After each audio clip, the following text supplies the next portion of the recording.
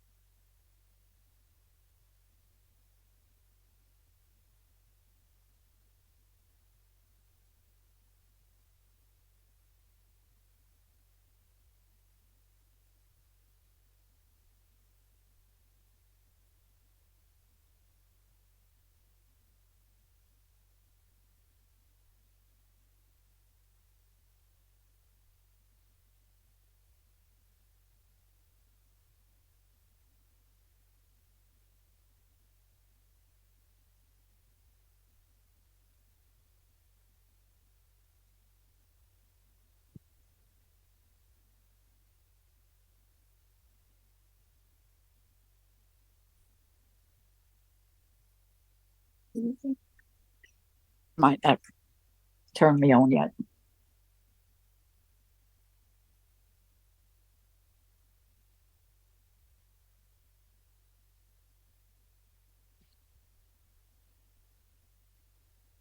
I just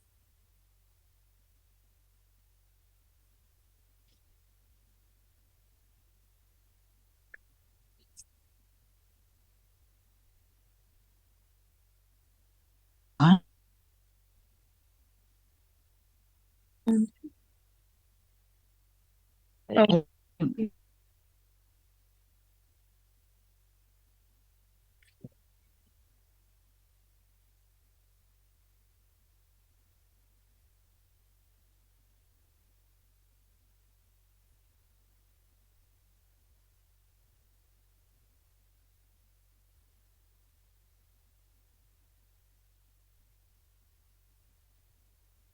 don't know what they're doing.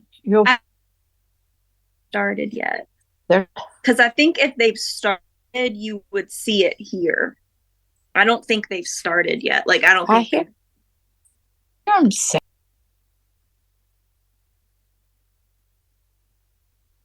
We're starting at Call 6:17. this meeting to order. Roll call, please. Mayor Parton, Here.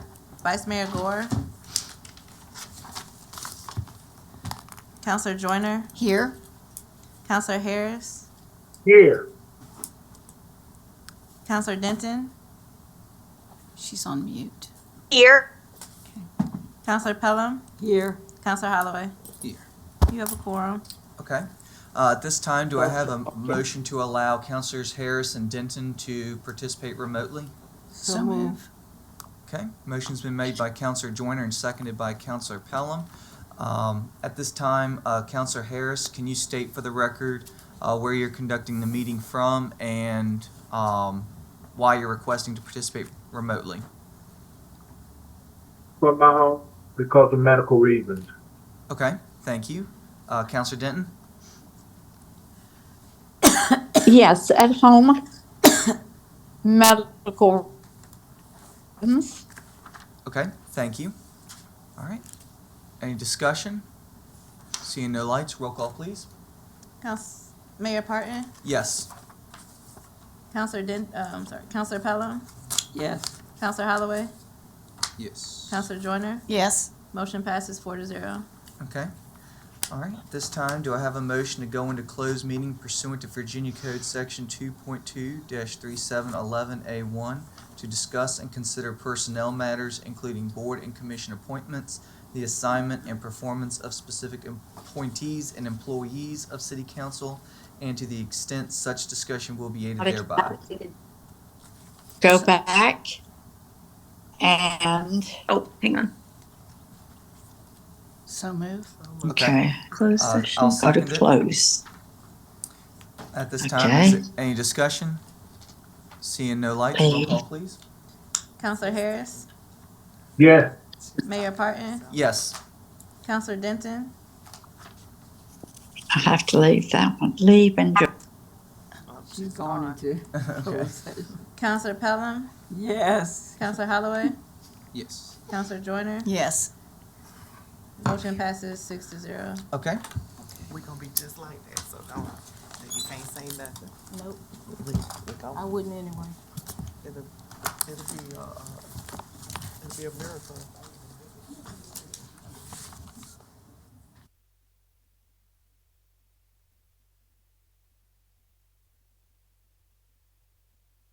Okay, I'm going to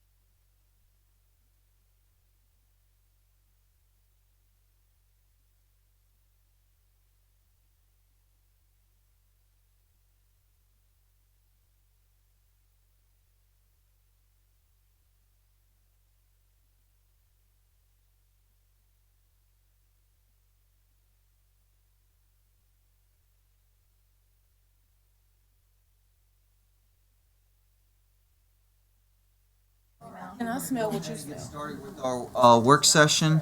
Can I have a motion to come out of closed meeting, please? So move. Second. All right, motion's been made by Counselor Holloway and seconded by Counselor Joyner. Is there any discussion? Seeing no lights, roll call, please. Recording in progress.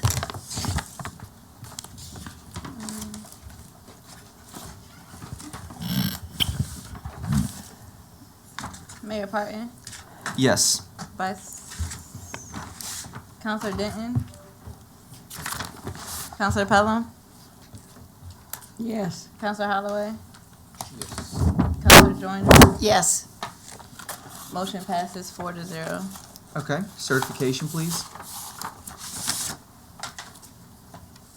Certification pursuant to Virginia Code Section 2.2-3712D, where only public business matters, 1, lawfully exempted from open meeting requirements, and 2, identified in the closed meeting motion discussed in closed meeting. Roll call. Mayor Parton, Yes.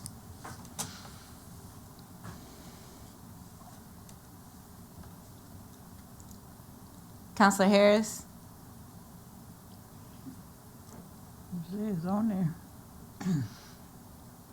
Counselor Harris, Yes. Counselor Pelham, Yes. Counselor Holloway, Yes. Counselor Joyner. She called your name, Joyner. Yes. Motion passes 5-0. Okay. At this time, is there a motion to appoint Wanda Williams, Tina Fontanehu, and Cynthia Parker to the Hopewell Prince George Healthy Families Board, William Stewart to the Library Board, and Herbert Bragg as the legislative representative? So moved. Okay, motion's been made by Counselor Holloway and seconded by Counselor Pelham. Is there any discussion? Seeing no lights, roll call, please. Counselor Harris, Yes. Mayor Parton, Yes. Counselor Pelham, Yes. Counselor Holloway, Yes. Counselor Joyner. Yes. Motion passes 5-0. Okay, moving on to our work session, first one, Chris Ward.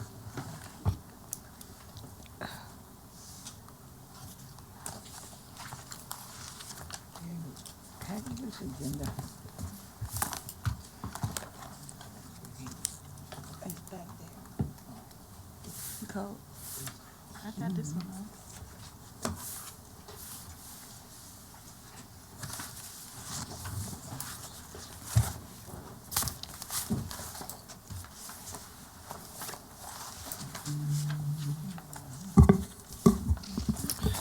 Good evening, Mayor, members of council.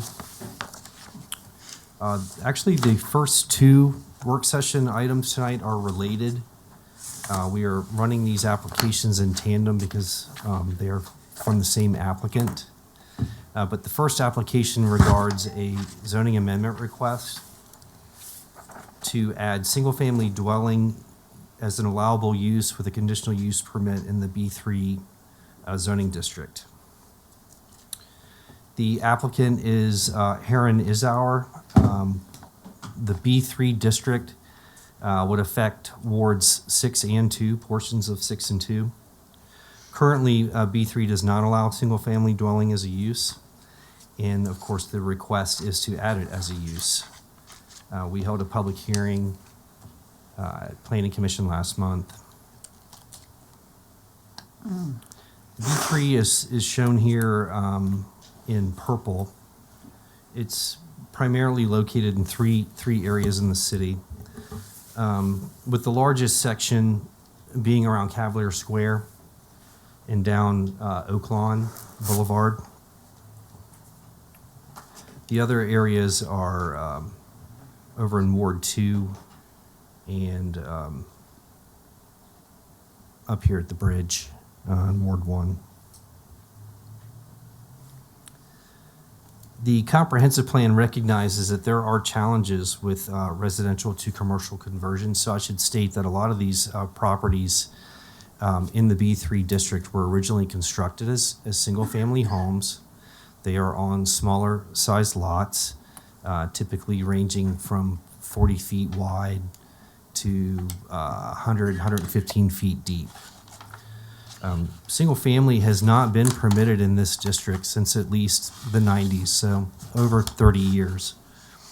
And looking back through old comprehensive plans, the reason for that was that it was anticipated that if that use was removed, that these properties would convert to commercial use over time.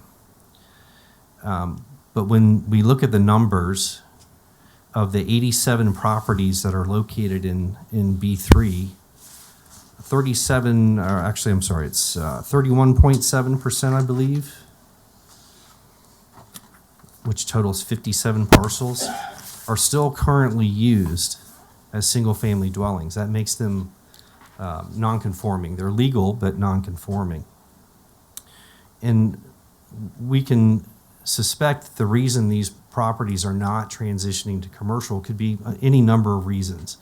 But staff believes that the primary reason is these lot sizes are not large enough. They're not amenable to commercial conversion. And single properties built as single-family homes are very difficult to convert as an existing structure to a commercial use. They're very limited. So from a staff perspective, this was a tough decision to make. Staff came to the conclusion that instead of keeping originally constructed residential properties as non-conforming and in many cases vacant, because property owners can't find commercial uses to come occupy these structures, that staff is recommending to add this use to the B3 district, but so that the city can still retain some control over these properties in the future, that the conditional use permit approval be attached to that use. Staff would also like to say that the whole B3 district really should be re-examined. The setback requirements, some of our development standards would actually make it impossible for many of these lots to convert to commercial, basically because of parking requirements, again, setbacks. If you look at a typical lot that is 40 feet wide and 100 feet deep, when you have a 40-foot front yard setback and a 25 required rear yard setback, you're looking at a maximum size of a structure when you throw in the side yard setbacks at around 700 square feet for that parcel. So it requires the assemblage of land. In many cases, you would need to purchase the parcels behind it, which are zoned differently.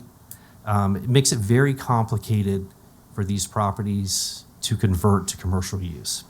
So with that said, that was staff's recommendation. Planning Commission voted 3-1 to recommend approval.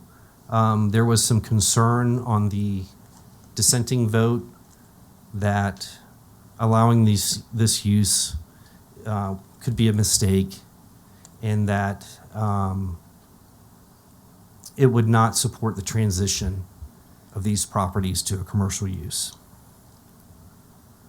That's the end of the presentation. I can begin the next one, which is the actual CUP application, or I can answer any questions you may have. Let's see if we have any questions for this one. For the first work session, are there any questions from council? Councilor Holloway and then Councilor Pelham. The B3, I saw that map is Yep. the same corridor, the corridor. Is, what part of, how far does the B3 go up?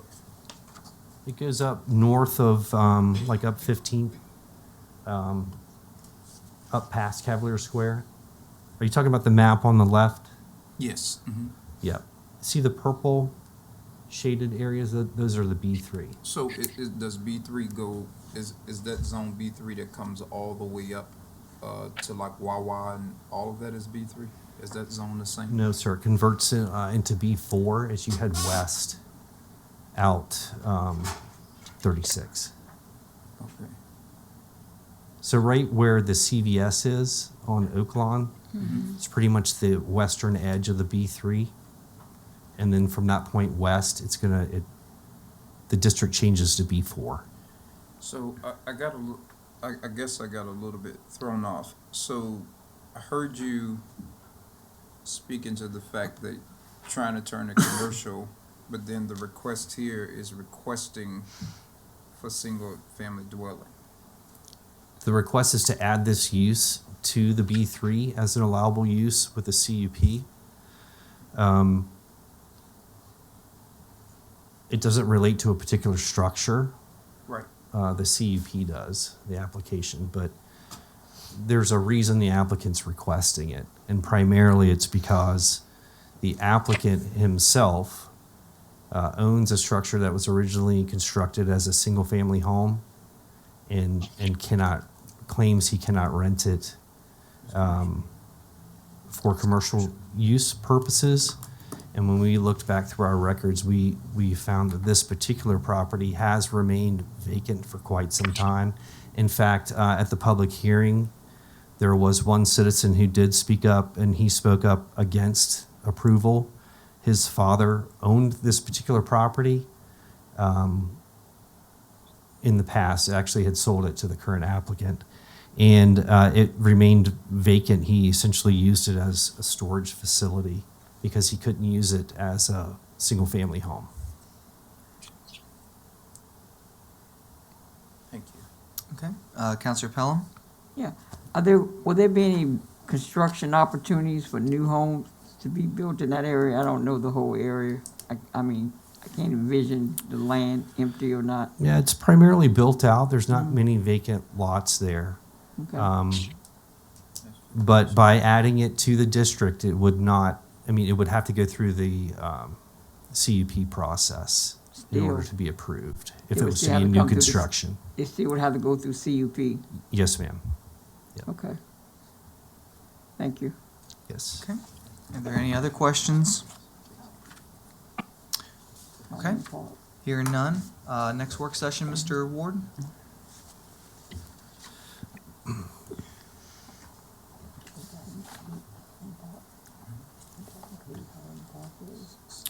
So this is the CUP request portion.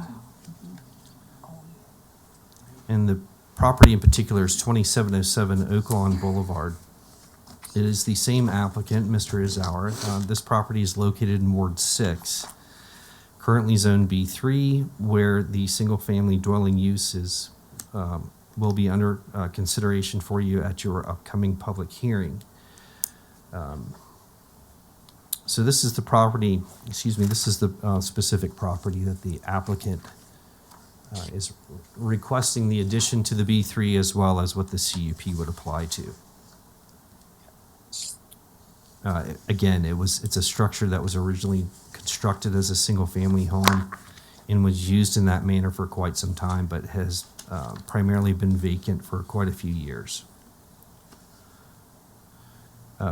The comprehensive plan shows the B3 area as, again, corridor commercial in the future land use plan. But the comprehensive plan also recognizes that there are difficulties with properties that are Zone B3, particularly with how they potentially could convert to commercial use.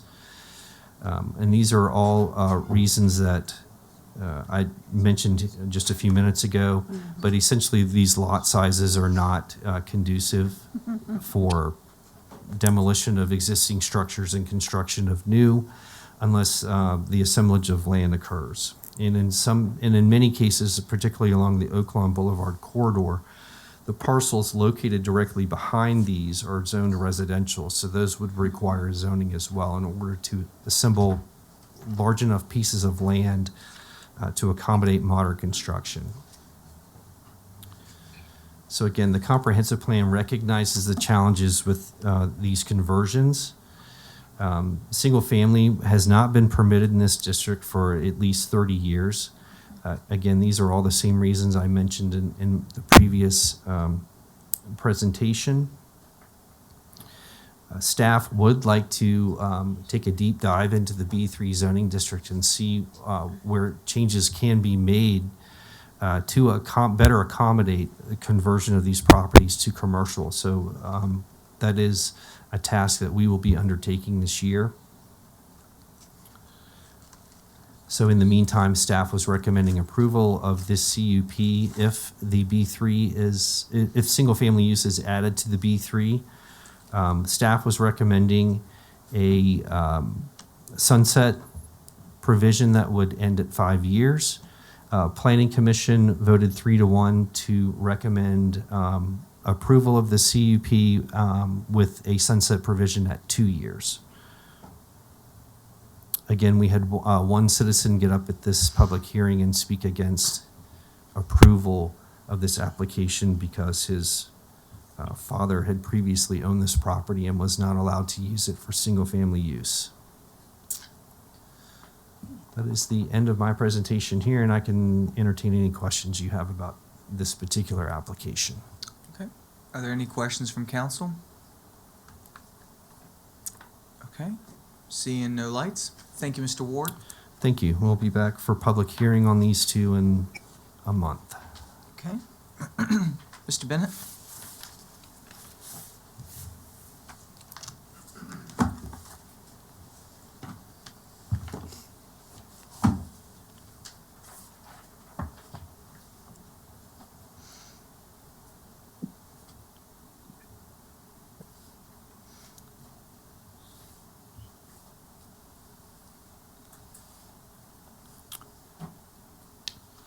Mr. Mayor, members of council, thank you for the opportunity to present to you tonight in this work session.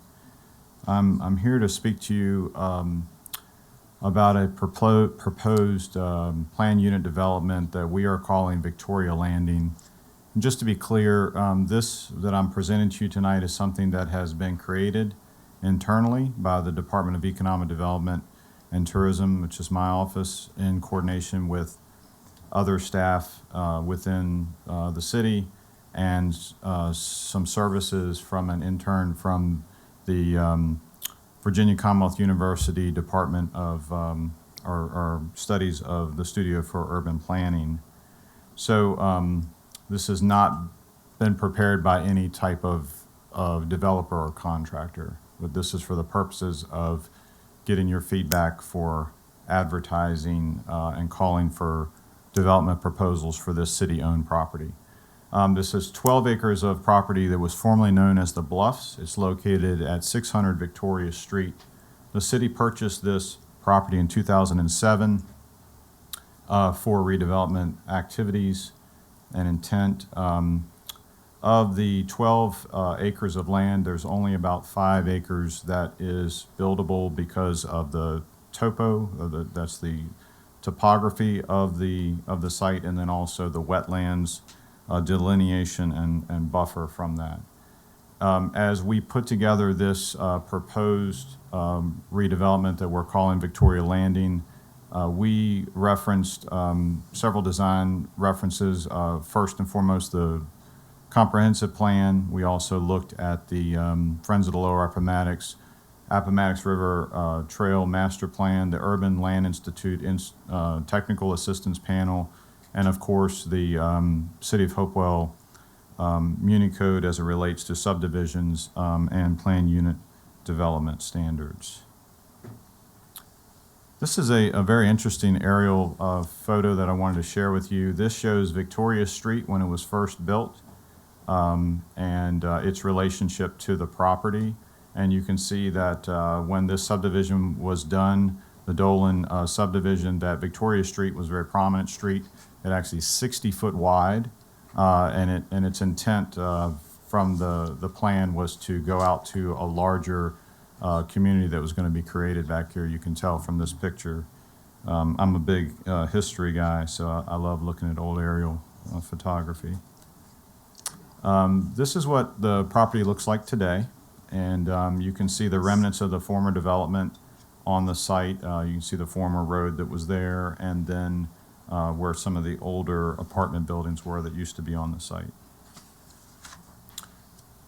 In the comprehensive plan, what you see is the vision for this property was to have approximately 18 custom Riverview residences and some waterfront activities, which would be like a marina and then also a clubhouse and pool.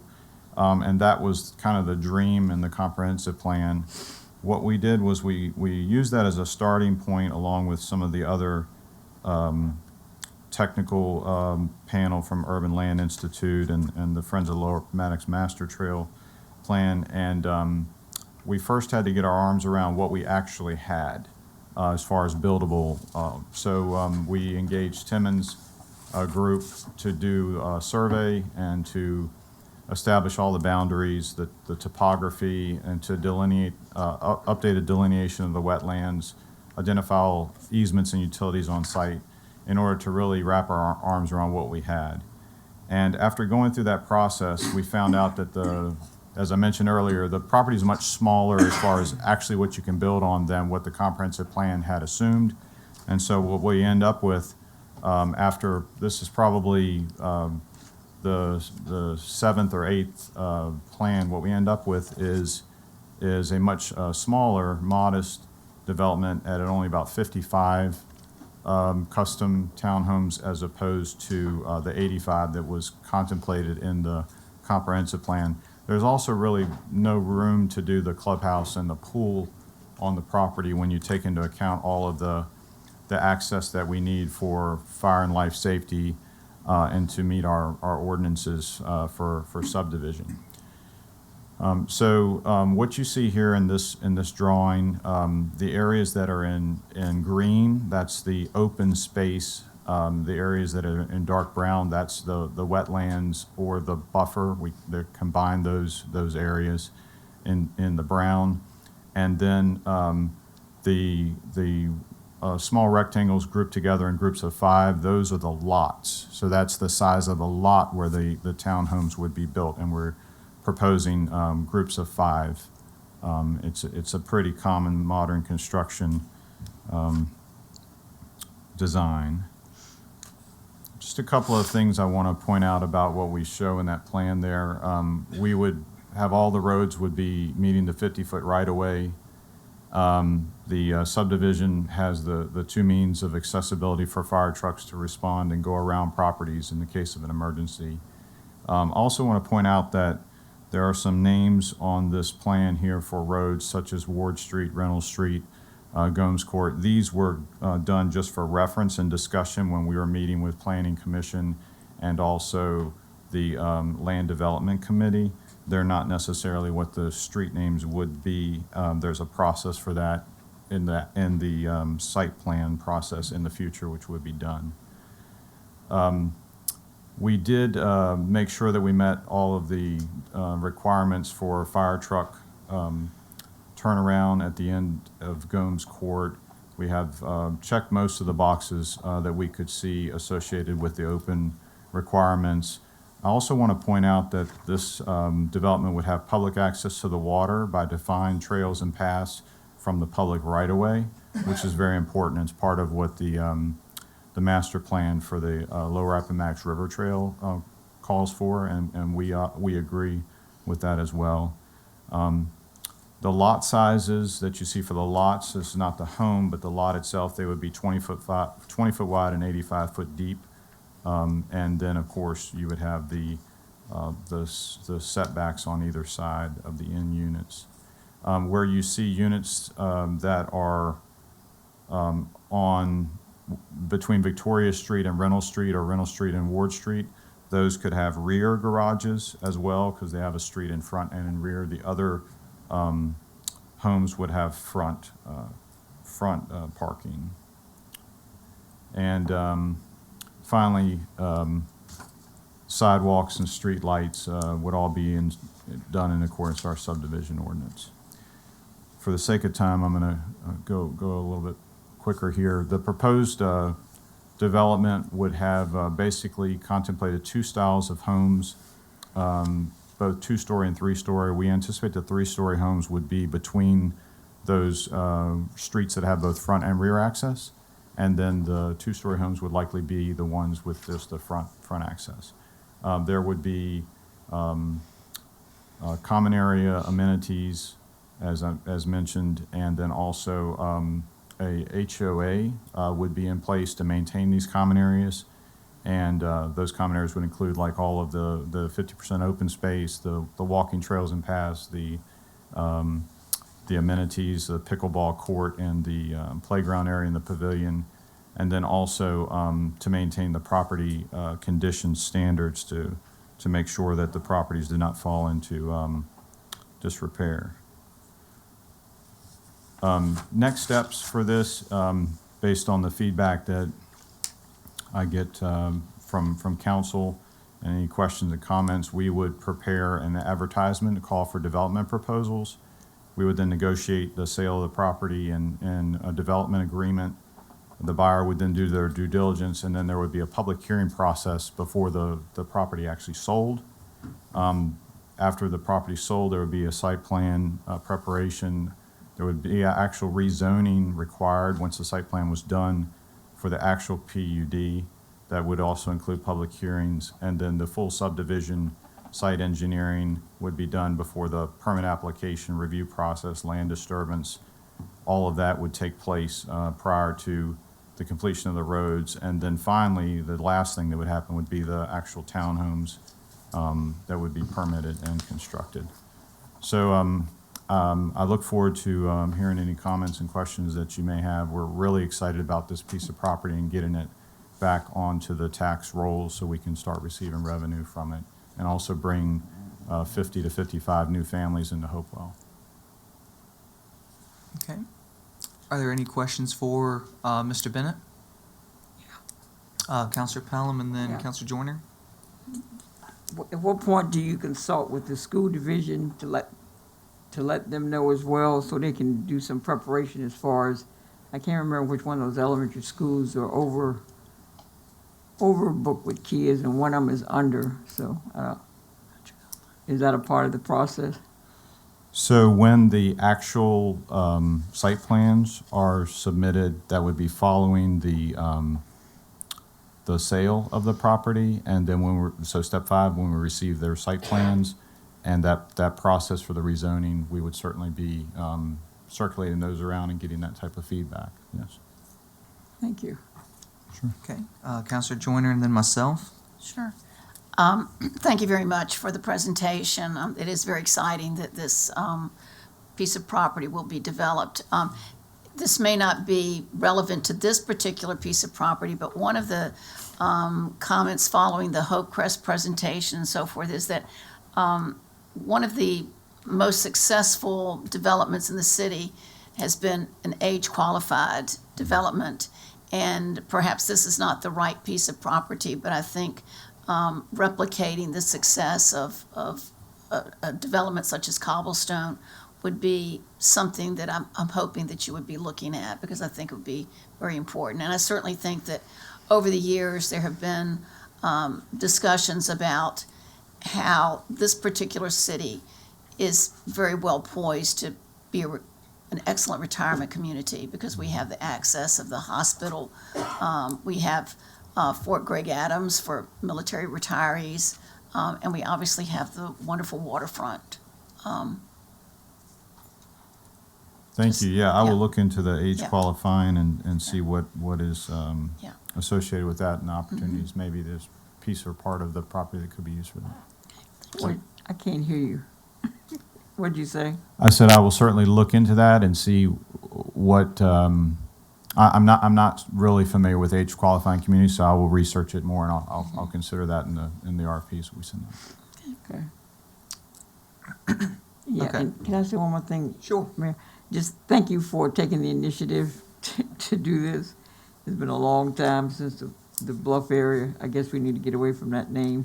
But Victoria Landing is what we want to call it. Okay. It's an amazing place. I can't wait to live there. thank you for your work. Well, we will gladly welcome you in Ward 3.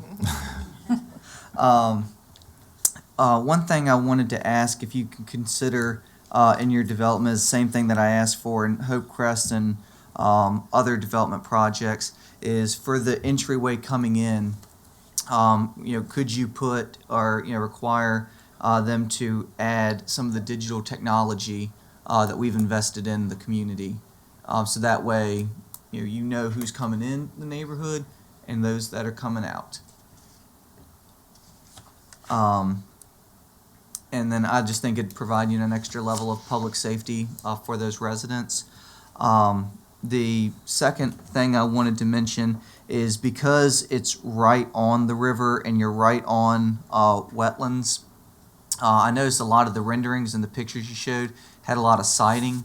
And I've seen it in Mansion Hills where houses that aren't brick that have siding, they end up getting mold and mildew faster on their siding. And being that it's pretty close to the river, it'd be difficult to clean and maintain. So I would like to see something either all brick or predominantly brick as much as you can, because I think it will help with the aesthetics and the value and just keeping the property up nice and neatly. Yes, I will make a note of that. So robust exterior materials, we want to call for that, definitely. Okay. Just for those of you who are not aware, both of these townhomes here, these are in Anchor Point. So these are very close to the water as well. Okay. So I felt like the reason why I represented them, one, it's a product that's been built in Hopewell that's successfully been sold and is full, and then also it maintains a good appearance over time. So that was the consideration, but I'll certainly add the exterior materials. Yeah. Only thing I'm just thinking of is just looking at it and being back there, since I've done a lot of river and ravine cleanups in that area. It's just you're going down just a straight sheer slope. So I don't know how much area you'd have in the back if you ended up having siding back there. But just something, like I said, that I happen to think about. And then being that this is right on the river, could we have an inclusion in there where I know you said it will maintain river access, but for the part of the development, the borderline of the property, could we have an extension of the Riverwalk through there? You're talking about the wooden river walk that we have here. Correct. Yes. So we certainly would want to have that and the possibility of that being there. There's obviously engineering work with the Army Corps, and Right. none of that's been studied yet. But we are looking at making sure that we have access to the water, and so what ends up there at the end of that, I will put that in Okay. as a consideration for extension of the Because Riverwalk. just as I'm recreationist, as a young person, if I saw a community that had access to the river, especially a Riverwalk boardwalk type feature, I mean that would be very appealing to me to move into that community. And then I think it also just attach in nicely once we get the Riverwalk from the marina up to Weston Manor and then up to Victoria Landing.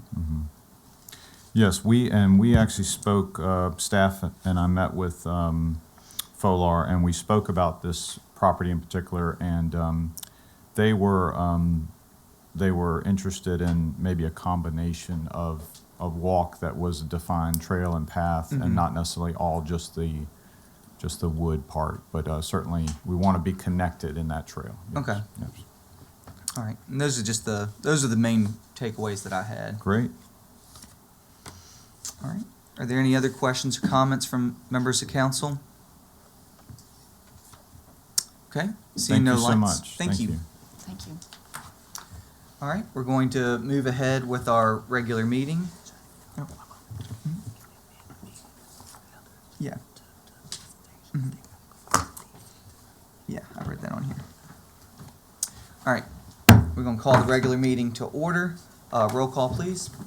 Mayor Parton, Here. Vice Mayor Gore, Counselor Joyner, Here. Counselor Harris, Here. Counselor Denton,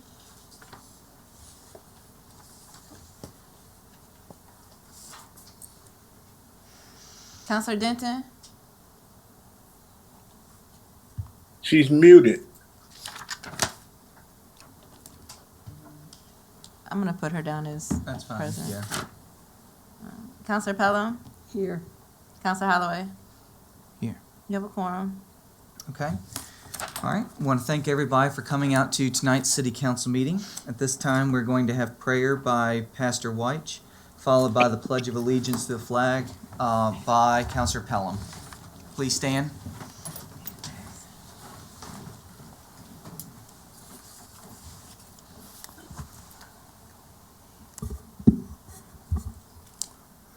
Most gracious, eternal Father, Lord Jesus Christ, thy eternal God, the maker of the heaven and of the universe. Father, we thank you once again for assembling here to take care of business for the city of Hopewell.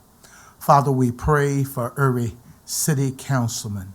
We pray for our law enforcement. We pray for our school systems. Father, we pray that you would grant our councilmen's wisdom and knowledge that they might make sound decisions to prosper this city. Father, we pray that you will continue to watch over our law enforcement. In the name of Jesus Christ of Nazareth, we pray. Amen. Amen.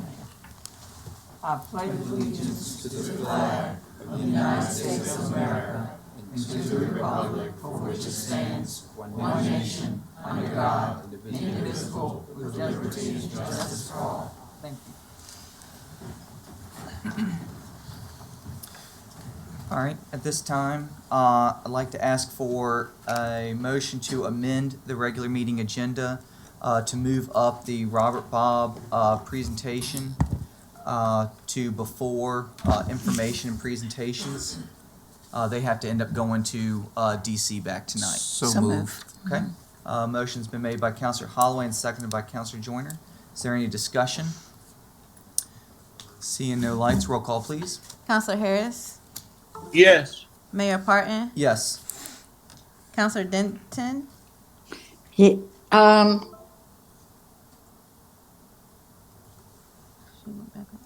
you're muted, Counselor Denton. yes. Counselor Can you hear Pelham? me? Yes, ma'am. Counselor Pelham, Yeah. Counselor Holloway, Yes. Counselor Joyner. Yes. Motion passes 6-0. Okay. Do I have a motion to accept or adopt the consent agenda? So moved. Second. Okay. Motion's been made by Counselor Holloway and seconded by Counselor Joyner. Is there any discussion? Seeing no lights, roll call, please. Counselor Harris, Yes. Mayor Parton, Yes. Counselor Denton,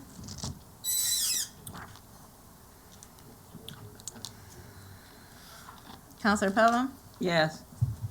Counselor Holloway, Counselor Joyner. Yes. Motion passes 6-0. Okay. All right. Ms. Ness, it's all yours. First of all, I'd like to thank you all for moving accept the agenda since we have a ride home tonight. Very much appreciate it, so thank you very much.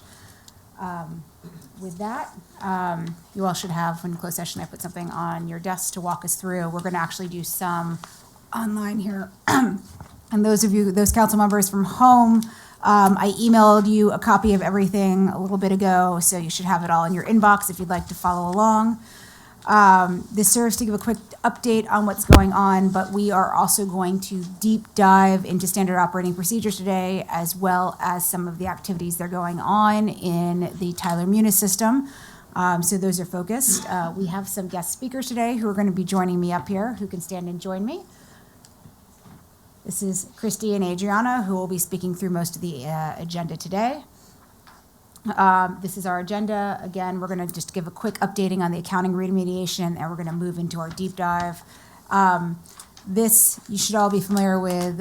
We have finished the reconciliations for 2020. They are currently being uploaded to the external auditor, Robinson Farmer Cox. They have pledged to have staff join to review everything independently starting next Monday, the 29th. The last thing we're waiting for is one more link to get the last thing updated.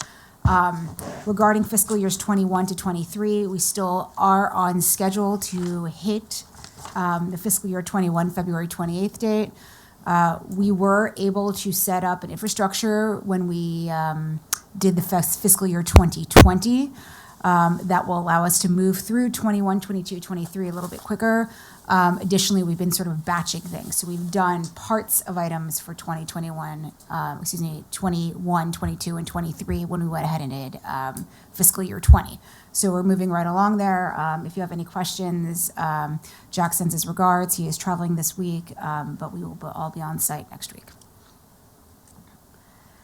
All right, that being said, I'd like to call your attention to Christy here, as well as two documents that are in your inbox, your front of you, one being the standard operating procedure, and two being a Visio process flow. Again, we will present them because this one's really hard to see.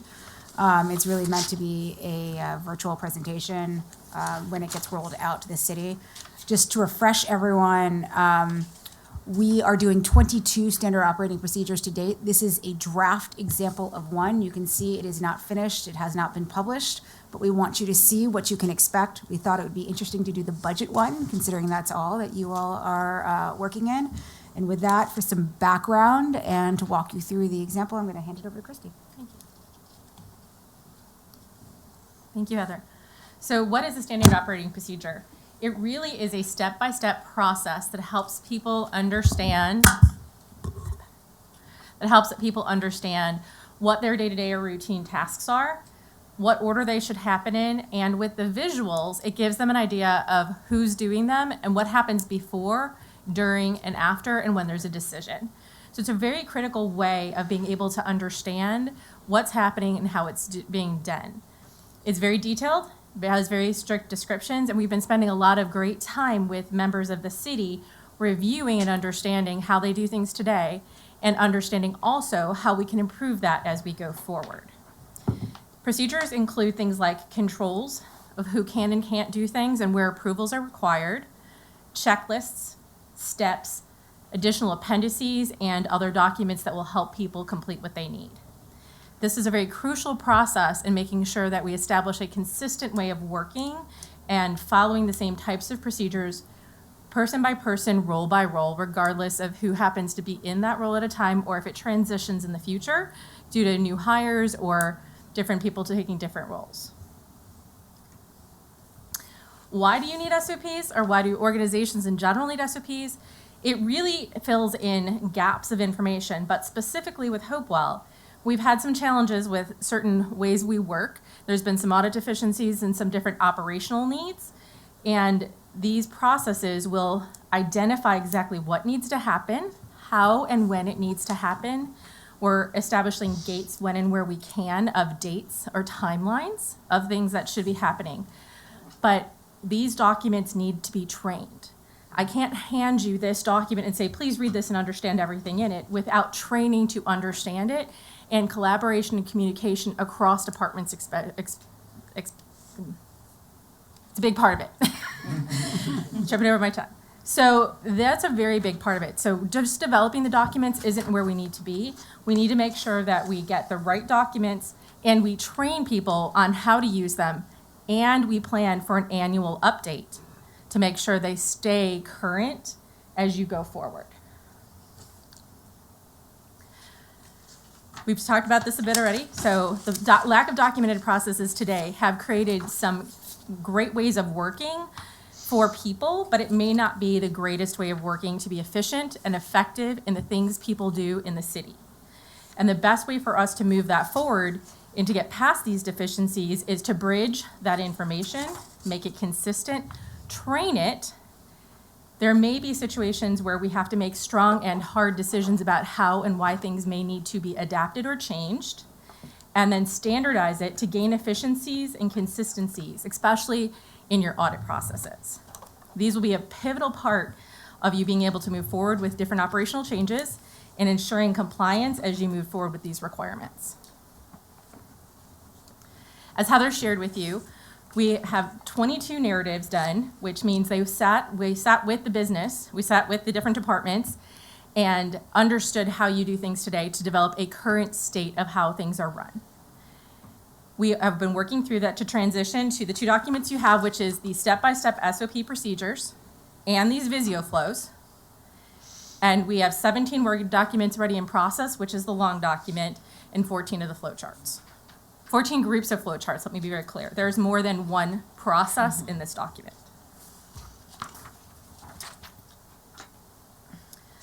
So what benefits do you get? First of all, you're going to get improved public service, so you're going to streamline your city operations and be able to lead to faster and more reliable information. Significantly more transparency, especially for people doing the tasks. They know exactly when, where, and how, and why decisions are being made. It's not a just because, or I said so. It's very clear that they've been decided and agreed upon, and they can move forward. It also, in some situations, we've seen where tasks may have been moved with a person. So we'll gain efficiencies where tasks can rely in the departments and organizations and they need to be, versus being carried with somebody to a new role just because they can. Increase governance efficiencies as well, to be able to manage your information. Fiscal responsibility hugely, because, and we're talking about the budget process, right? That's a big part of it. We're addressing a lot of the financial components. And then proactive leadership. And this was a great conversation when it comes to things like controls.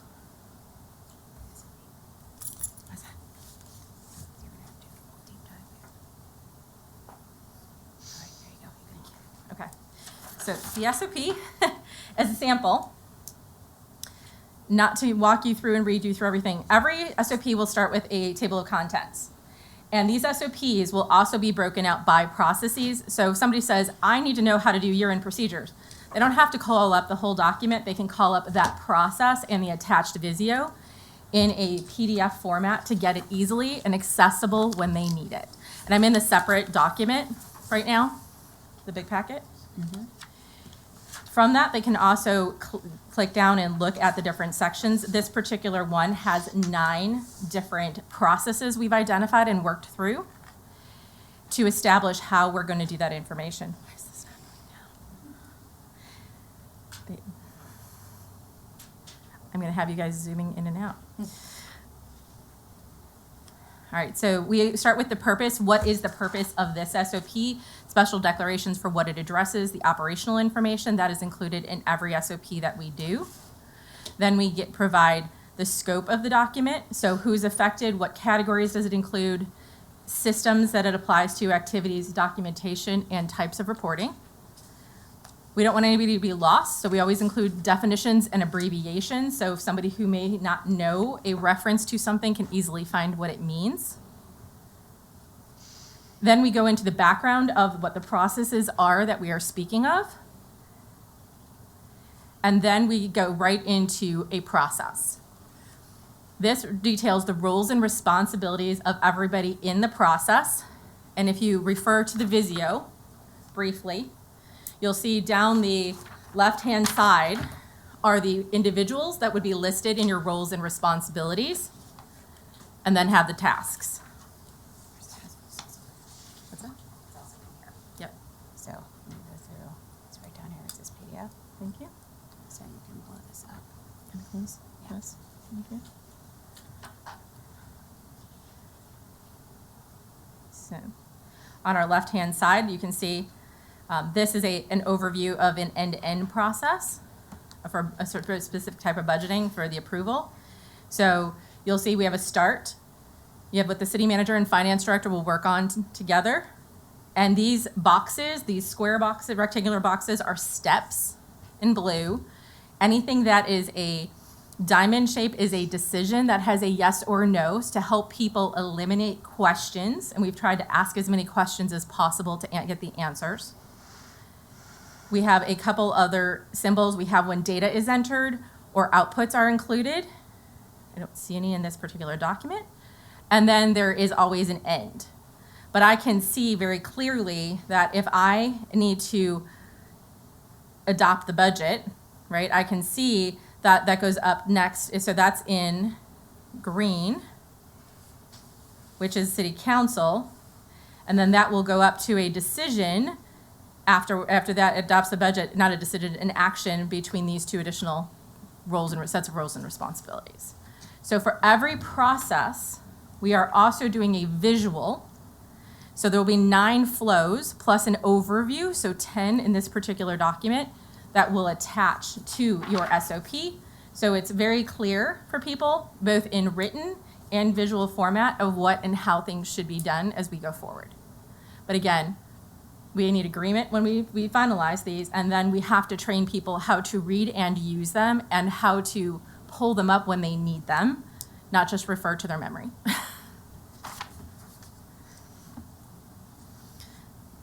So that same information, very quickly, is down for that process, which is process 9. Sorry for the scroll. It is page 18 in the bigger document. So you'll see that there's key information. Oops. Highlights, not process 9.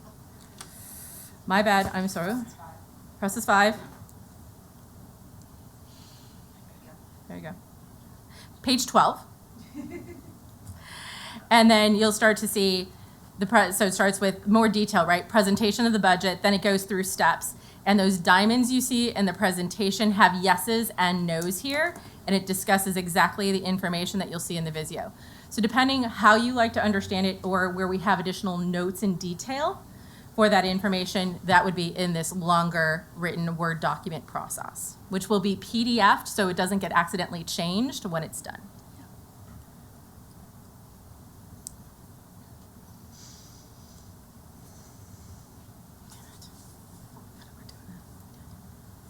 Presentation. There we go. Thank you. So what is the city's ownership to these? I've said it several times, right? We need training because we're initiating change, and change and communication are very key, along with the training, so people know and understand what is coming, how they do it accurately, and are they able to ask the right questions and feel comfortable. So then we need to implement that process and do a compliance check as we go through. We also need to see if there are any adjustments needed, and that will help if there's any additional feedback that happens. That will come with updates and revisions, and we are also recommending you do a regular review, preferably annually, for any updates that are needed. Mentioned it before, communication is going to be huge. They're coming. This is why they're coming. This is how we get people there. We're on this journey together, and accepting that feedback as you go forward. There should be a lot of accountability. If there's decisions that are made and we need to hold tight to those decisions, that's sometimes the biggest thing, because we're very used to doing things a specific way, and especially where there is change, that's a big part of it. And the documents need to stay updated. If you find something does or does not work, we adjust that and we follow it as we go forward to continuously improve how we're moving forward. Thanks, Christy. We'd like to open it up for any questions before we move through to the Tide of Munis. And Bob has a comment.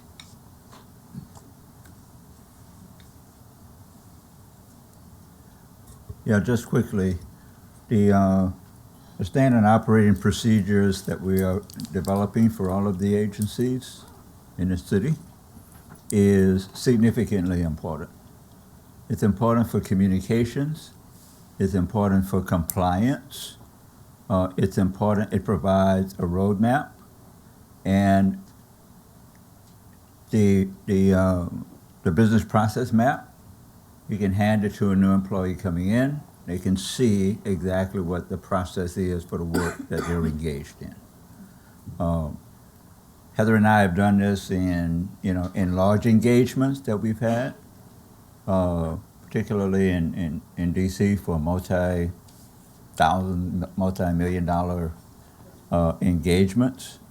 And so it's a level that we're bringing into this engagement here in the city. And so we have to ensure that we train the staff, and then we have to have a discipline within the organization to follow the procedures. And if you follow the procedures, then it'll avoid and eliminate a lot of inefficiencies in terms of how the organization operates. Thanks, Bob. All right, does anyone have any questions before we tie this together with the system? Counselor Pelham and then myself. Yes. Yes. How is the staff receptive to the change overall? I've met with two of the staff so far, and they've been very responsive to not only reviewing and providing feedback, but adjusting to the recommendations, and giving us feedback about why they wouldn't work.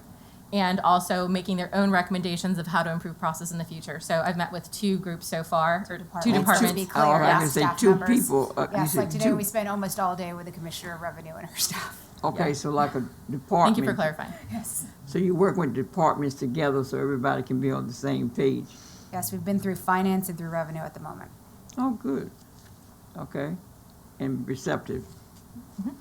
And Mr. City Manager, how are we going, the training after they leave annually, who's gonna be responsible to follow up to see if the persons are getting the training? Because just getting it and letting it stay on the shelf doesn't matter. Good question. I think Heather may touch on this in the upcoming ERP, but there are budget discussions for a FTE that the group is recommending to add to the ERP team to help assist with training, ongoing training, and keeping the SOPs updated. Right, okay. So it'd be one person's job to command the whole city. So I would like to add that each department will be responsible for their own standard operating procedures in transitioning, but I think what City Manager Manker is saying is that there needs to be one person who's responsible for the governance to make sure that every department does their own review process. Yes. Thank you. That's key. I only got one question. So I know in here you mentioned multiple times that, this will help improve, governance and efficiencies. And I just want to make sure this is going to address a lot of the material weaknesses that we see in the audits with controls and everything, correct? Yes, there's multiple material weaknesses significant around the system, around the processes, around the operations, accounting, there's a bunch of areas, but anything that addresses processes, one of the things that Christy actually didn't get to is in the bottom of the SOPs here, there's an entire control structure here. So this takes you through each particular control in the process, which is what those auditors are looking for. Okay. If we wanted to create more of a Visio process flow eye chart, we put all the controls in bright red in there, but there's just too much, so we haven't done that. But that's actually a wonderful transition if you're the last question to bring us through the system. Are there other questions? And I think I saw a light. let me put a plug in that. I'm gonna come right back there as soon as we're done when we transition to Munis. Yeah, I had a question about accountability. And with regard to, I know that in some of the status reports, there have been comments about lack of accountability. And with regard to that, currently there is no formalized annual review process here in the city. How will that be handled, Madam City Manager? Will HR govern that? What do we have in the pipeline with regard to that? Well, we currently do have an annual review process that the HR department does manage. Okay. It's not automatic.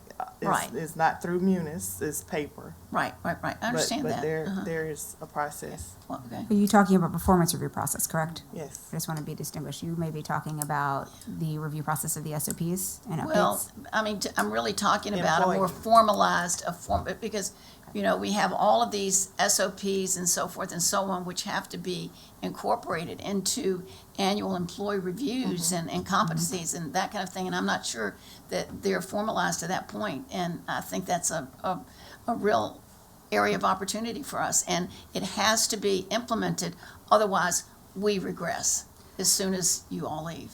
Yes, and one of the things we've also talked about, and you heard Christy touch on this very lightly, is the training that needs to happen in order to roll these out.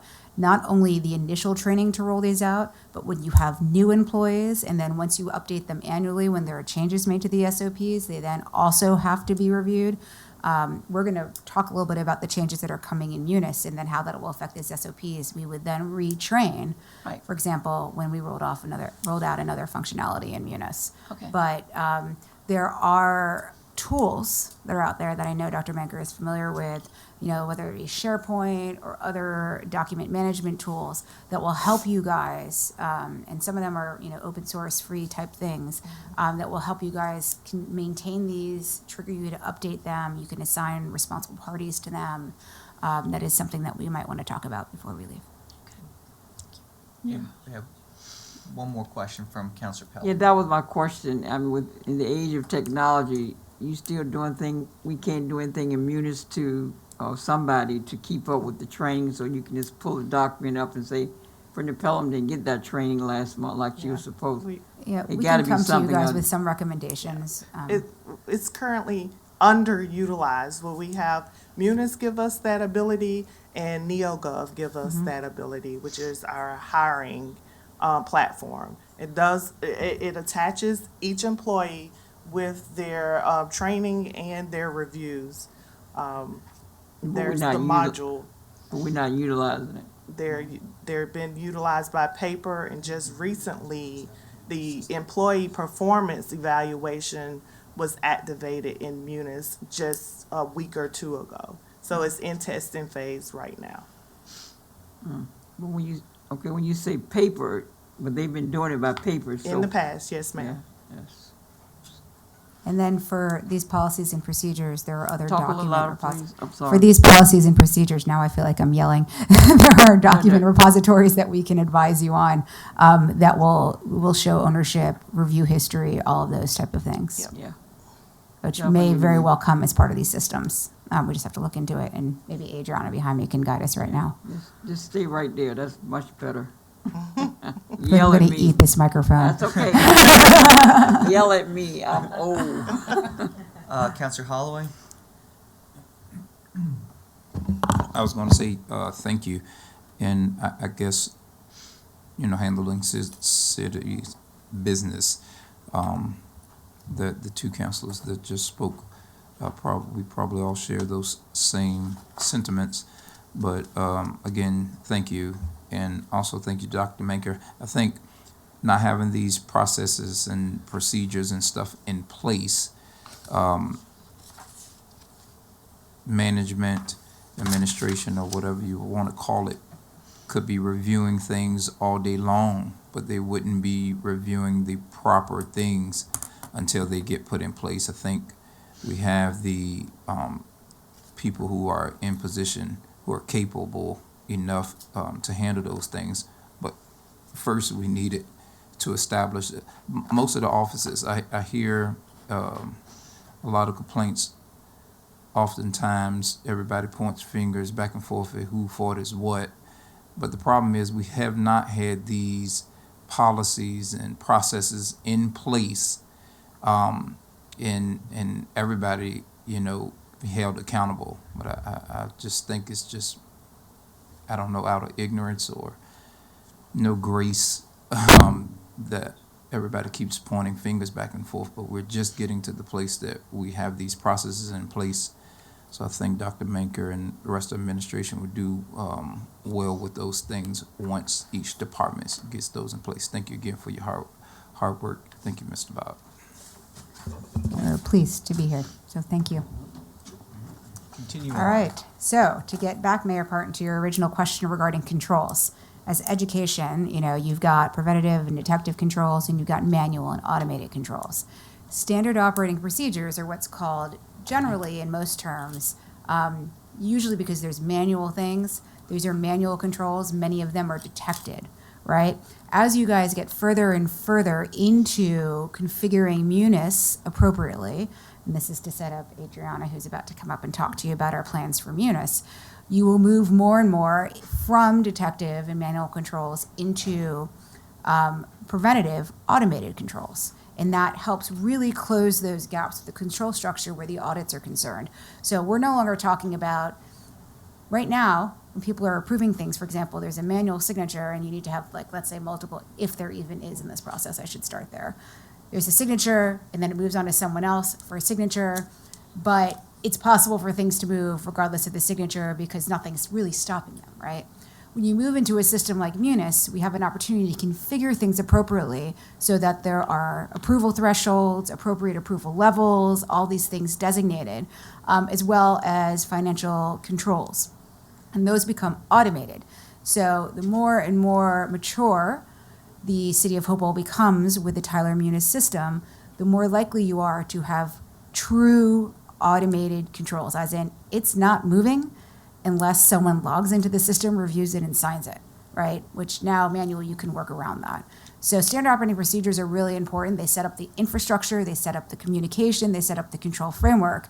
As we move through what we're going to recommend for the system, we start moving through true preventative controls.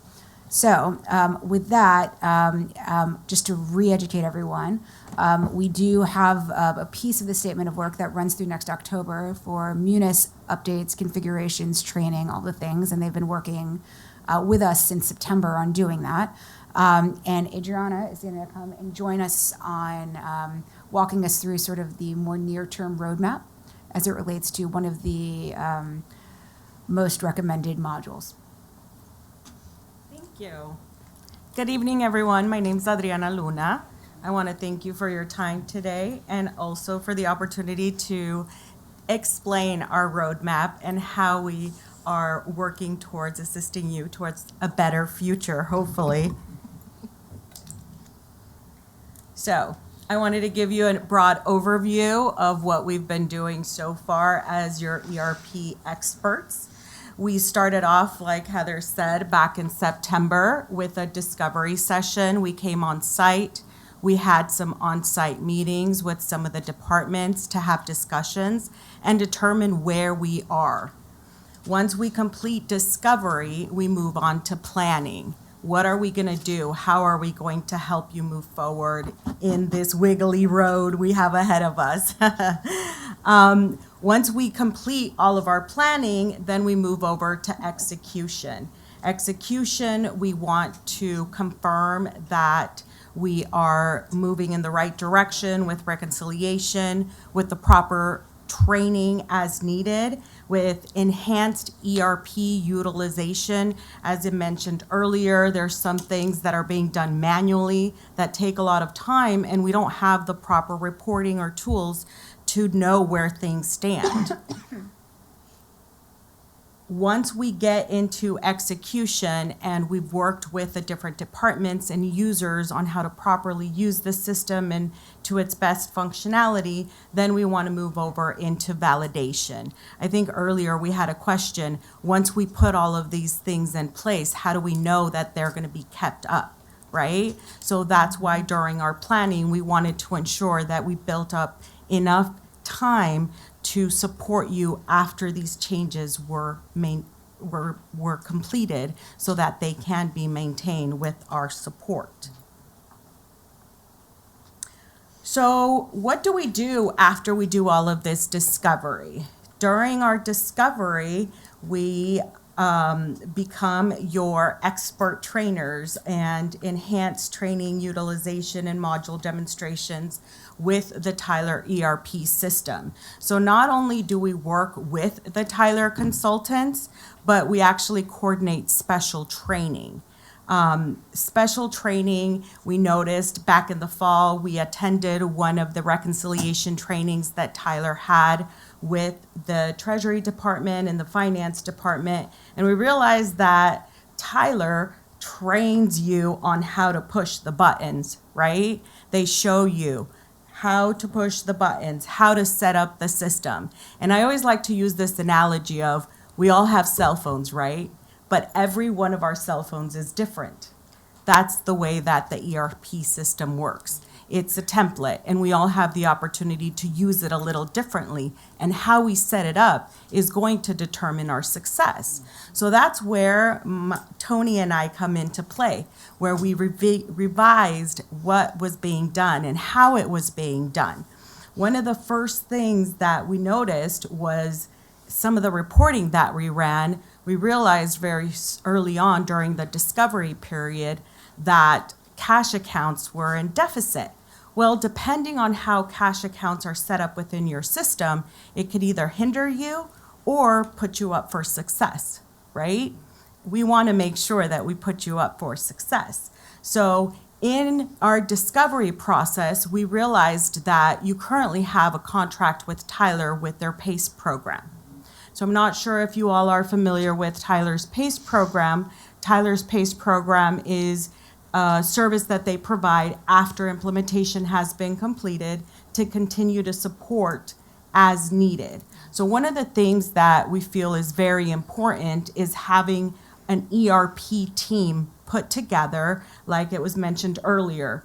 We need to have a functional leader, a department head from each of the major departments or modules like finance, revenue, that is your lead, along with your ERP system administrator. We like to see a system administrator come directly from IT that is focused on supporting the ERP along with the individual departments. That's really going to set you up for success, because we always hear this, right? Why do you do this? Well, that's the way we've always done it. That's not what we want to hear anymore. We want to ensure that everybody's following those SOPs, having communications between departments, and determining how to properly use additional training as needed.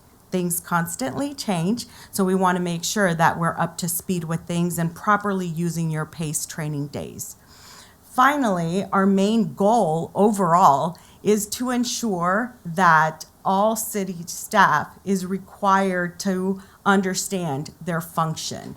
What is their function? I feel like over the last 20 years of me working with ERP implementations, specifically with municipalities, I've realized that it doesn't matter what ERP system municipalities use if the users of the system don't understand their functionality, their role. What is their responsibility? It's more than just pressing buttons, right? So that is our ultimate goal, to confirm that all users understand their functionality and not just press a button to make sure things are completed.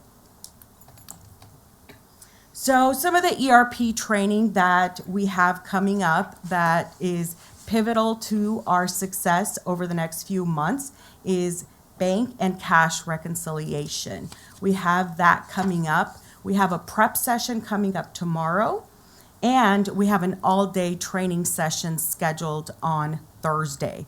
During these sessions, it is required that the city treasurer, the treasurer accountant, the treasurer deputy 2, assistant finance director, the senior finance analyst, and the interim director of finance, along with the ERP administrator, are mandated to attend these sessions.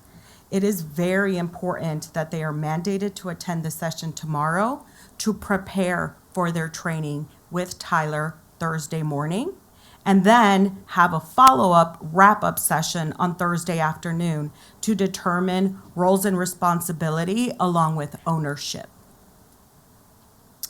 Some of the other items that we found during the discovery phase were some modules that have been purchased and not used, or a couple of modules that have not been purchased but actually need to be purchased. That is bid management, contract management, and employee expense reimbursement. Honestly, I feel like the most important item on this list is the employee expense reimbursement. I feel like one of the biggest risks that we have currently is that employee expense reimbursement module is not being utilized and all employees are set up as vendors. In an effort to mitigate some risk and move forward with relieving that risk, I feel like it would be very important to implement employee expense. Employee expense ties in your payroll record, your employee record, and reimburses any expenses as needed. I believe those demos were actually delivered today.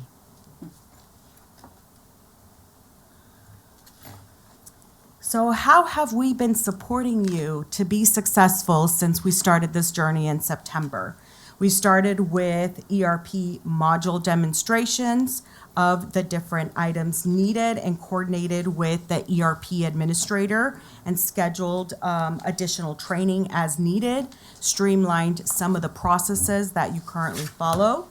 We've assisted the team in completing the SOP procedures and ensuring that the SOP procedures make sense along with the utilization of the ERP system.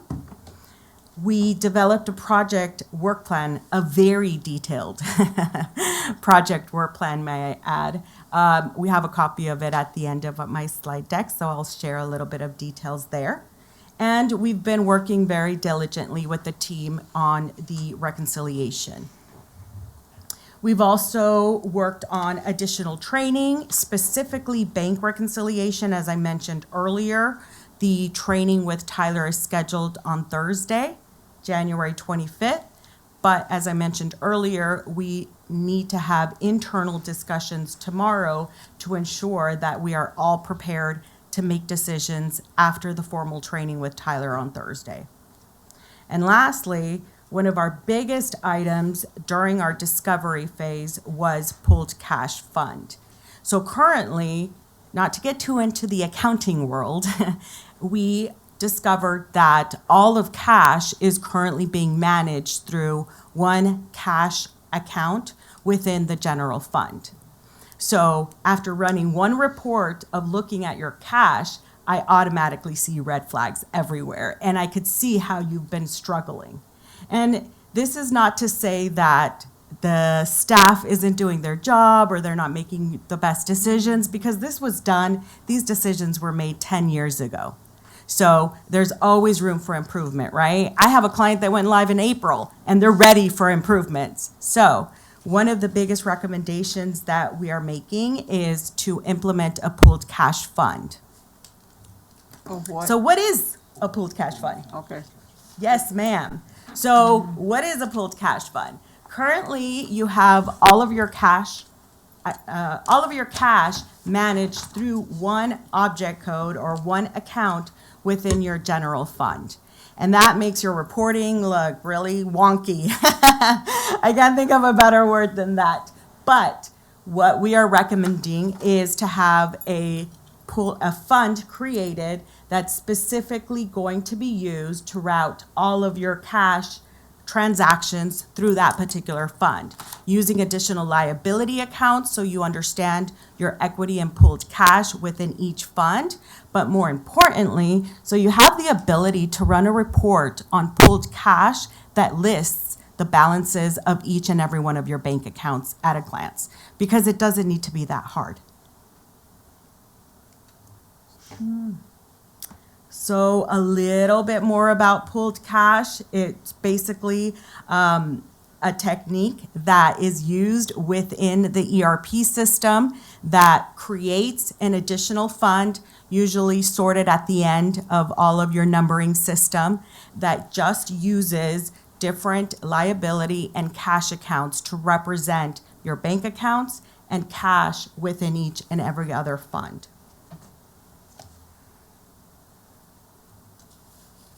So why pooled cash? The implementation of pooled cash system will provide the city with several benefits, such as improved cash flow management, streamlined transaction, enhanced financial reporting, and better decision-making capabilities. So the city ownership of pooled cash, this is the most important part of it all. We will need to establish new processes and active communication for the city treasurer and the finance department. We need to make sure we're on the same page with things and we communicate as needed. Monthly oversight and review of reconciliation by all departments with final review of the treasurer. Every department should be accountable for reviewing their balances and reporting every month. That allows everybody to stay on the same page, and that way we're not silos working on our own. That's what the ERP system does. It highlights those things and it forces us to work together. Quarterly audits to ensure pooled cash is working as expected and reconciled, and this should be managed by finance. I can't stress enough how many times I've worked with different finance directors or treasurers that have gone through month end or even year end that have not properly reconciled. At the end of the day, what I think of when I think of the ERP is the fanciest checkbook that you're ever gonna have, right? If we're not reconciling your bank accounts to your ERP system, then we're not reconciling. And we shouldn't be running month end, we shouldn't be doing any of that. When we do that and we stay on top of it, it allows for great reporting. So some of the key benefits are that we will continue to work with your city stakeholders to implement and update procedures and methodologies. We've implemented additional Tyler ERP modules to optimize process and incorporate the best practices, improve financial reporting, and instill stronger internal controls. And again, instilling stronger internal controls will fall back on updating security and digitize workflow within the system. So pooled cash again, right? What is it? So the way that I like to look at it is, imagine there's just one pool and all of your funds draw from it, right? And if we run a report on your pooled cash fund, we'll be able to see at one glance what your balance is, not just within each bank account, but within each fund, what is my liquidity? So we'll be able to consolidate into one fund, control and visibility over available funds at any time, obviously monthly, because I don't know of any clients that do daily reconciliation, so we got to keep it real as well, right? Accounting and reporting, it's going to reduce the number of transactions tracked in your general fund and allows for better cash reporting. The way that it's currently set up, everything goes through your general fund, and it just mucks up your general fund reporting. So we can clean that up. Streamline cash flow. It covers short-term cash needs and reduces the risk of overdrafts or missed payments. The risk mitigation, it'll give us clear overview of the city's cash position. And finally, it'll give us centralized control. It'll improve coordination and decision-making related to cash disbursements and investments. So lastly, we have a couple of examples of our work plan specifically to implement pooled cash. The reason why pooled cash is going to take a little longer is because we want to make sure that over the next 2 days, all of the attendees in the meetings understand their role. And we want to support them so that they understand why these changes are happening and how they could eventually help in the long run. And lastly, our ultimate goal to bring this live or to fruition is on Monday, July 1st, the first day of your next fiscal year. Thank you. Thank you so much. All right, guys, any questions? I know we've taken up more than our 15 minutes of fame here. All right. I don't I see have any a light. question. Okay, go ahead, Mr. Harris. I have a question. My question is this: in regards to everything that you have noted, is I'm impressed with it. A question is this: what is your procedure for identifying individuals that you training that can't get it, they can't cut it, they can't do it? What is the procedure for identifying those deficiencies? So Or if there is, there's not a defined procedure. What you're talking about is the identification of change agents and change distractors. So as we go in and move through, and it's frankly started now, right? As we're starting to have those conversations and we're bringing folks in from early reconciliation training and pooled cash training, we're starting to identify people who are not believers, people who don't quite understand, or people who are champions. We call those people change champions, right?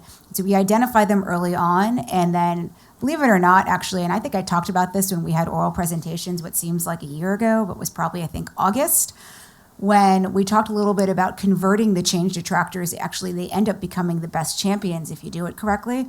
So if you identify people who either don't understand and teach them, or people who don't want to understand and somehow convert them into someone who believes, they then will do better at spreading sort of the good news rather than the change champion themselves.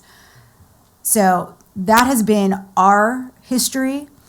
I think with anyone who wants to change, anyone who wants to have an easier job than what they currently have, I mean, let's just take something like Fund 32, right?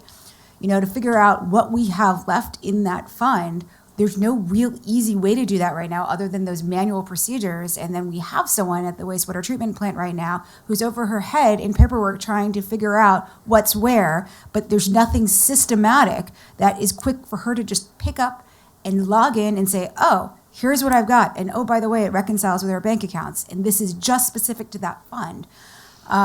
So her job, for example, becomes quite a bit easier with this as well. And so that frees up your staff to be doing things that are more strategic and better for the overall health of the organization.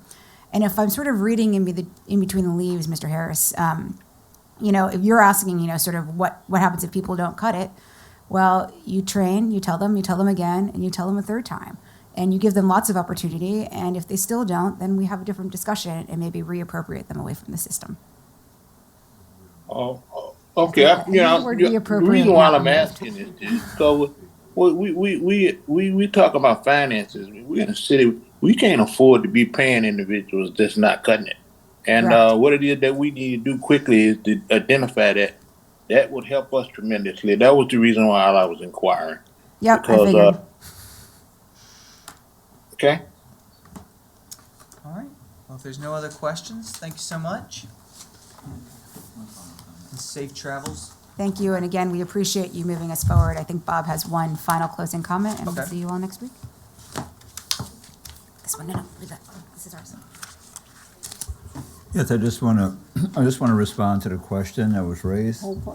We have in our local governments, we have a lot of very excellent employees that are caught up in very bad systems. And so we have to fix the systems. And once we fix the systems, then we have to train employees on how to work within the system. And for those who cannot function within the system, then we have an obligation to find a place where they can function well. And for those who just cannot function, then we have to exercise our employment policies and exit the system. So that's what we find, because we're in a reform situation currently, and therefore we don't have a lot of time to reform the systems that we're currently engaged in. And so we have a lot of tools, and we want to bring all of those tools to play as we work through these processes with the city. Thank you. Thank you. All right. With the items that we still have on the agenda, and since we only have 30 minutes remaining in the meeting, do I have a motion to extend the meeting until we finish the reports of the city clerk? So move. All right, I'll second it. Any other discussion? Seeing no lights, roll call, please. Counselor Harris, Yes. Mayor Parton, Yes. Counselor Denton, She dropped offline. She wasn't feeling well, Okay. so she's excused. Counselor Pelham, Yes. Counselor Holloway, Counselor Joyner. Yes. Motion passes 5-0. Okay. All right, moving on to information presentations. Ms. Hines with CVW May.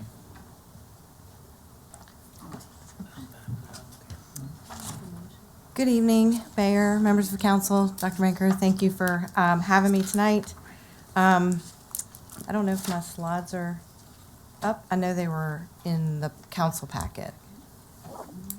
Was I supposed to bring that on a thumb drive or anything? I'm sorry. It's on Did you give a disc Where's my? or whatever, jump drive? There you go.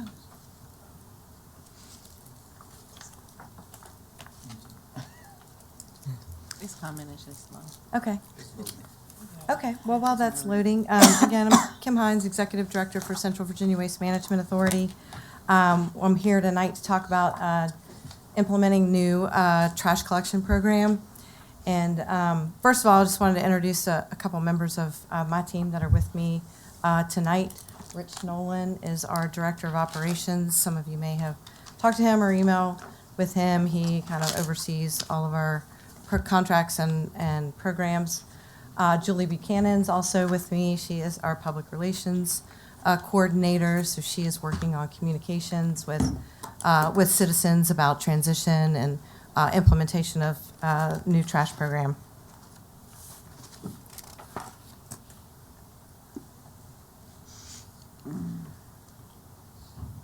So just a reminder, as you know, right now we have a contract with Meridian Waste that ends June 30th of this year. There were no renewals, so we did go through the procurement process to select a new vendor, and we selected Waste Management.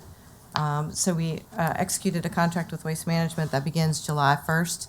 That contract is for a 5-year period, and with also a 5-year renewal option beyond that if we so choose.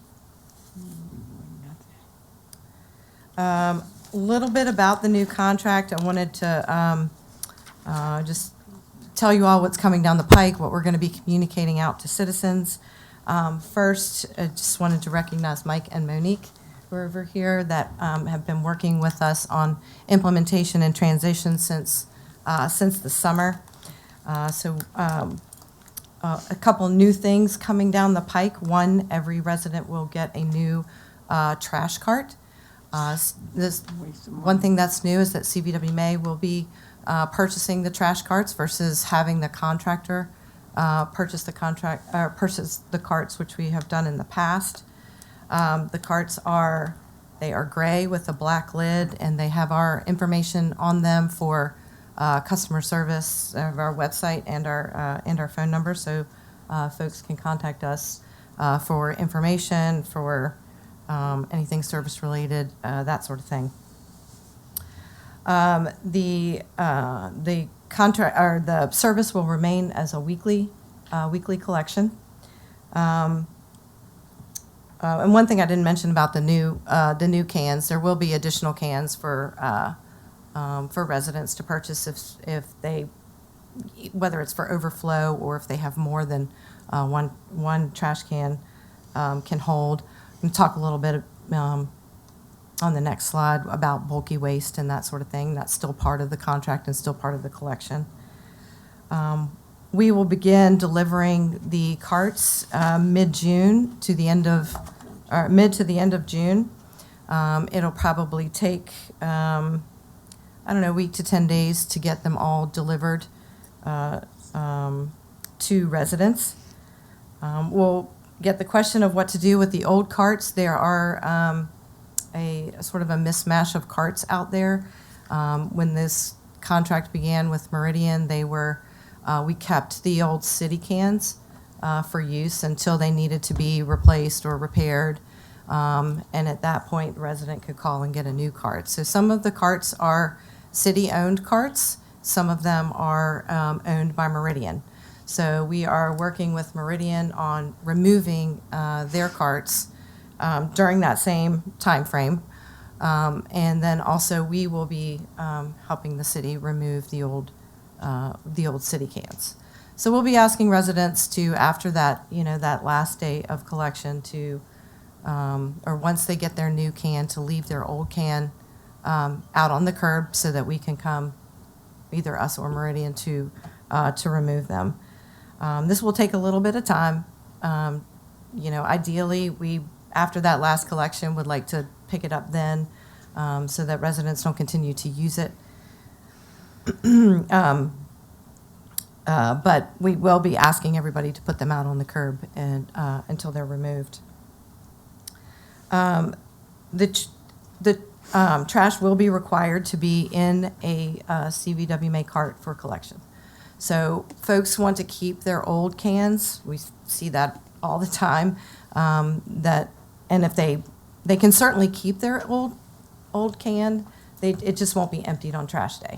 So some people like to use it for, yard waste or grass clippings, things like that, or just to have for other uses, but it will not be, cannot be used to collect trash.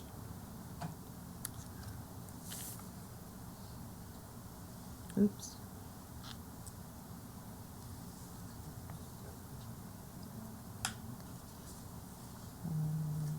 How do I go back?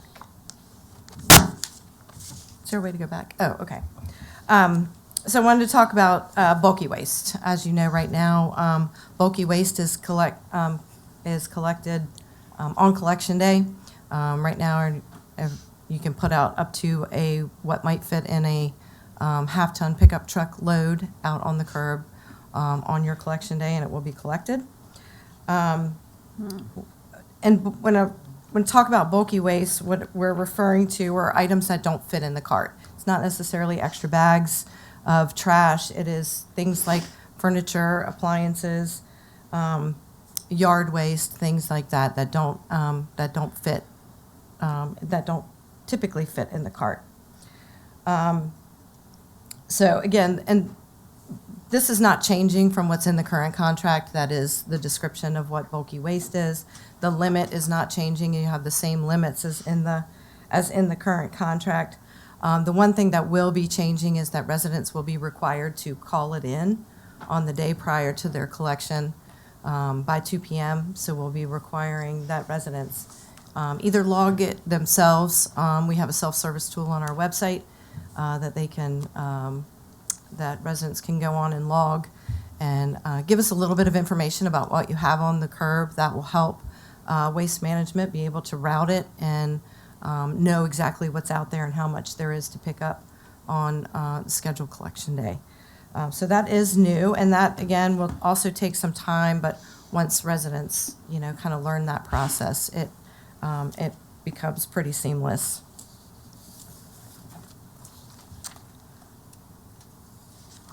So new program changes, we've been talking about communication and how do we communicate this with residents.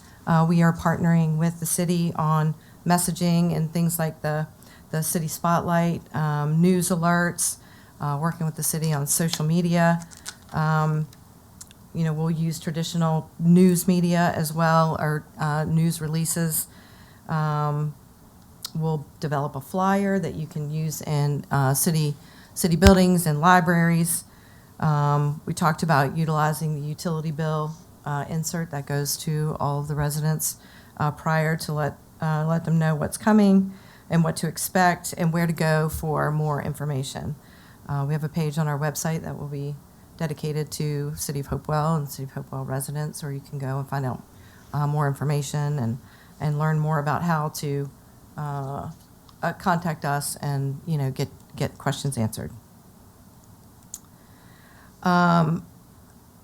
We will develop a video just to inform residents, just so that they have a visual of what the new carts look like, what the delivery of the new carts might look like, how to place your cart out on the curb, what you can put in your cart and what cannot go in the cart, that sort of thing. And we'll be, sharing all of these messages through, many different platforms to residents. So we look forward to implementing the new program, and collection with Waste Management will begin July 1st. I am happy to answer any questions that you all might have. Okay. Councilor Holloway? One thing I didn't see in here, which I'm pretty sure all the citizens and stuff would like to know, is the price increases. And are there any specific services that may be decreasing? On the services will essentially stay the same. The same limits of bulky waste. It will be weekly trash collection. And yes, the cost increase is pretty substantial from the current contract. It's about a 30% increase. A 30%.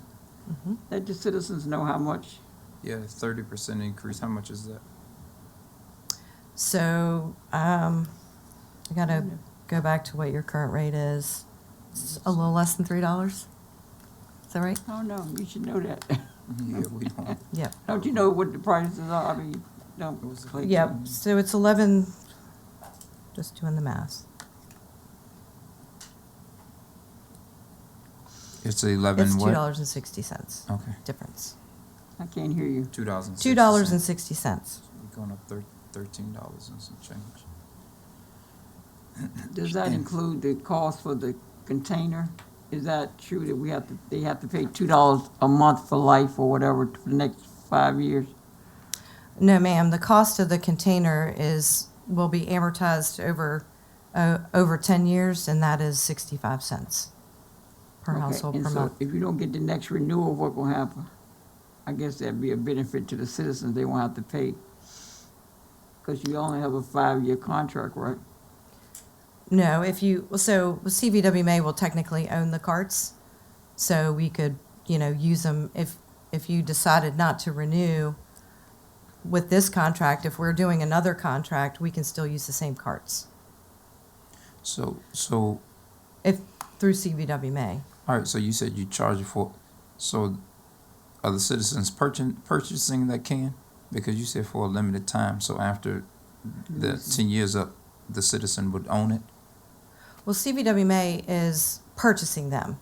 So technically, we will own them for the use of the program. So it's almost like a rental fee for 10 years. And then that rental fee, if the carts are still in place, that fee would go away. All right, and what's the, I haven't, I think some of the other councilors were saying, I've had so many complaints to the place where the first thing I asked is, how can we get rid of the company? Mhm. That was just my only thing. I wanted to put, what you call that thing? Right. My brain that went out, RFP, what do you call it? RFP? Yeah, wanted to put an RFP out and get a whole different company in. When citizens are calling in to complain, what is the easiest? Can you provide the telephone number today for them so they can contact you all? Yes, sir. Then our telephone number is on all of the carts and will be on all of the literature. Right, can you It's provide it for us now? 804-340-0900. All right, thank you so much. Mhm. Yes, sir. Counselor Pelham? Yeah, you indicated that the citizens can keep the old carts. Did Meridian give you permission to allow the citizens to keep the old carts, or you just making a management decision or something? No, I mean, Meridian will be responsible for picking up their carts. Right, but you If- said the citizens can keep the carts, so how do you? It's city-owned carts. Well, the city-owned carts. Okay, if okay. you- Yeah, So they, but so again, we won't be collecting the trash in those carts.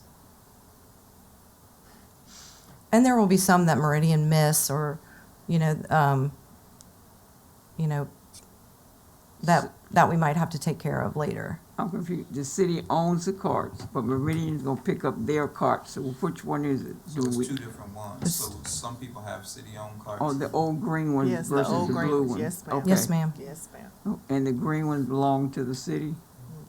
Or vice- Currently, yes. Currently, yes. Huh? Yes.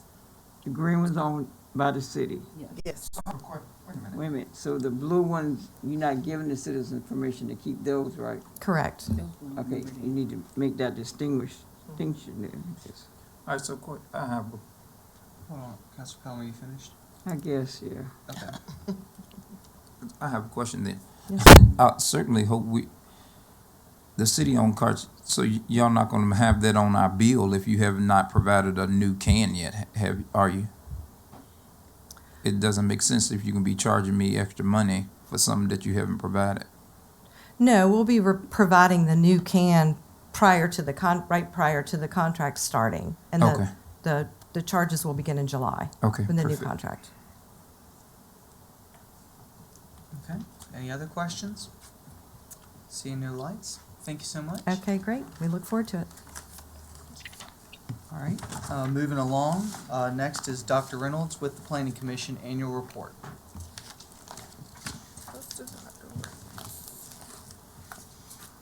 Good evening, Counselor, Mayor, Mr. Mayor, and Councilors. If you're not suffering from listener fatigue, I'm really impressed. Last Thursday at the joint City Council Planning Commission meeting, I passed out a written report that is the annual report for the Planning Commission. Councilor Holloway, did you get a copy of it from? Yes. Thank you. Okay, if anyone needs a copy right now, I have 3 or 4 spares.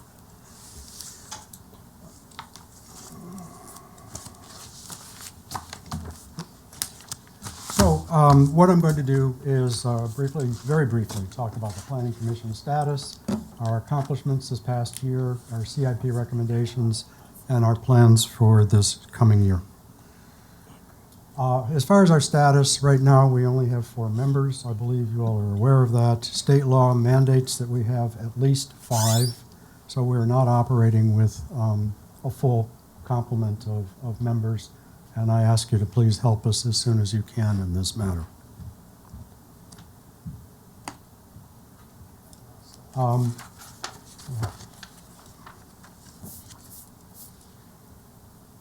This is going the wrong way.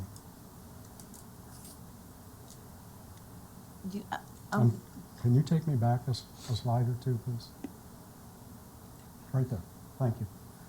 So our accomplishments this past year are that, once again, as we did last year, we worked on capital improvement plan recommendations, and I will go through those very briefly here tonight. We did an extended review of the 2018-2028 comp plan, and we have spent quite a bit of time rewriting or redrafting Chapter 3, the strategies for accomplishing what the comp plan lays out. We've done a deep analysis of short-term rentals and accessory dwelling units and residency requirements, and have come up with a particular recommendation for City Council to consider on these matters. And we did have a final motion for council consideration, as I say. Am I advancing the slides, or are you? It's me. Oh, you are. Next slide, please. Okay, and next slide, please. So I'm going to present very briefly. We have come up with 7 capital improvement plan recommendations. A number of these are free, and so I'd like to ask you to note that, please. The first one is that as the joint group discussed last Thursday, the city needs to update its zoning ordinances and subdivision ordinances. It's impeding our progress significantly. And this is a top recommendation here, that we update the city zoning and subdivision ordinances. I think we all recognize that this is going to require outside help in order to accomplish that, and we're going to have to do this. Next slide, please. I presented to you a unanimous recommendation from the Planning Commission about a month or 6 weeks ago that the city look at split value taxation as a method for addressing blighted cities and underdeveloped properties. It's free for the city to consider. It's free for the city to ask the state for permission. The city will not be allowed to apply split value taxation until the state legislature has approved that we could do that. I ask you to, the Planning Commission, everything I'm saying here has been unanimously supported by the Planning Commission, that the city look at split value taxation. That's very important. Next slide, please. I showed you this slide last year in my report to you. Nothing's changed. The traffic on Randolph Road in the downtown area impedes crossing the road and safely. There's speeding, there's large traffic, there's significant noise. Next slide, please. So the third recommendation is for the city to pursue plans for managing the speed, noise, volume, and size of traffic on Randolph Road, particularly in the downtown area, in the main city. You want to talk to Mr. Ward. His office has already done homework. This can be done without any further permission from the state or the federal government or anybody else, which I also told you this last year. This is true, and the Planning Commission believes that we really need to manage these big lumber trucks roaring through downtown. They just impede the use of downtown. There is a House bill before the House, HB 20 right now, that would allow municipalities to deploy video speed cameras anywhere. Right now, even Hopewell can deploy them in work zones and school zones. Many municipalities around the state are doing this. Richmond has just deployed them in the last few months in multiple school zones to manage the speeding problem that is widely acknowledged in the literature throughout the country and in Hopewell. Next slide, please. To provide for signage for downtown and the historic district, this has been a request brought to City Council a number of times. It's very important for tourism and getting people to come to the city and to spend money at our local businesses. Next, please. This is free to the city. The city, it's like installing broadband. Installing level 3 EV chargers will attract people to the city. We've got some going in at Wawa, but we don't have any going in at downtown or other places where we would like to draw people.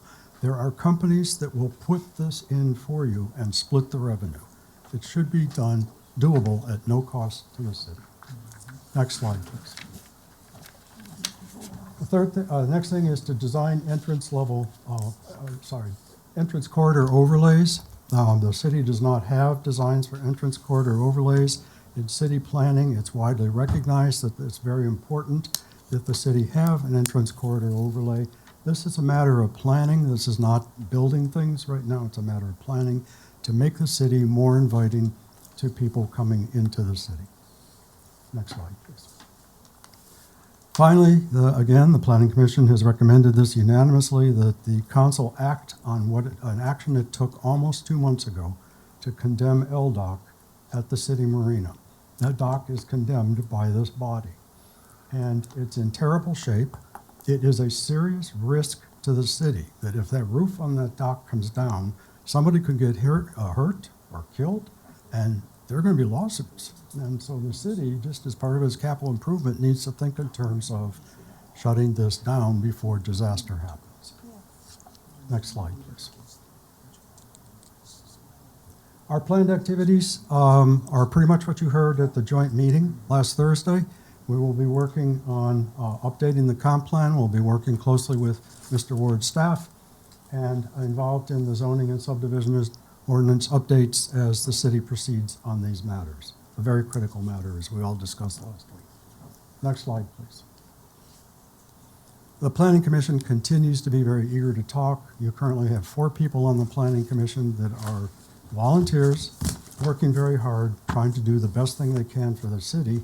And it would be nice if we could engage with council every once in a while to make sure we're all working on the same map. If we could do that occasionally, I think that would be very important. Thank you. Do you have any questions? Got Councilor Joyner, Pelham, and then myself. Okay.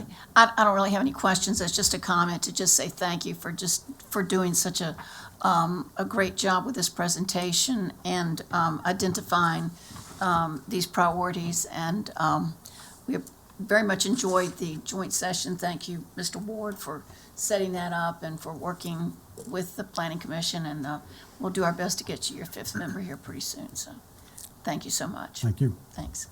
Okay. Councilor Pelham? My sentiments exactly.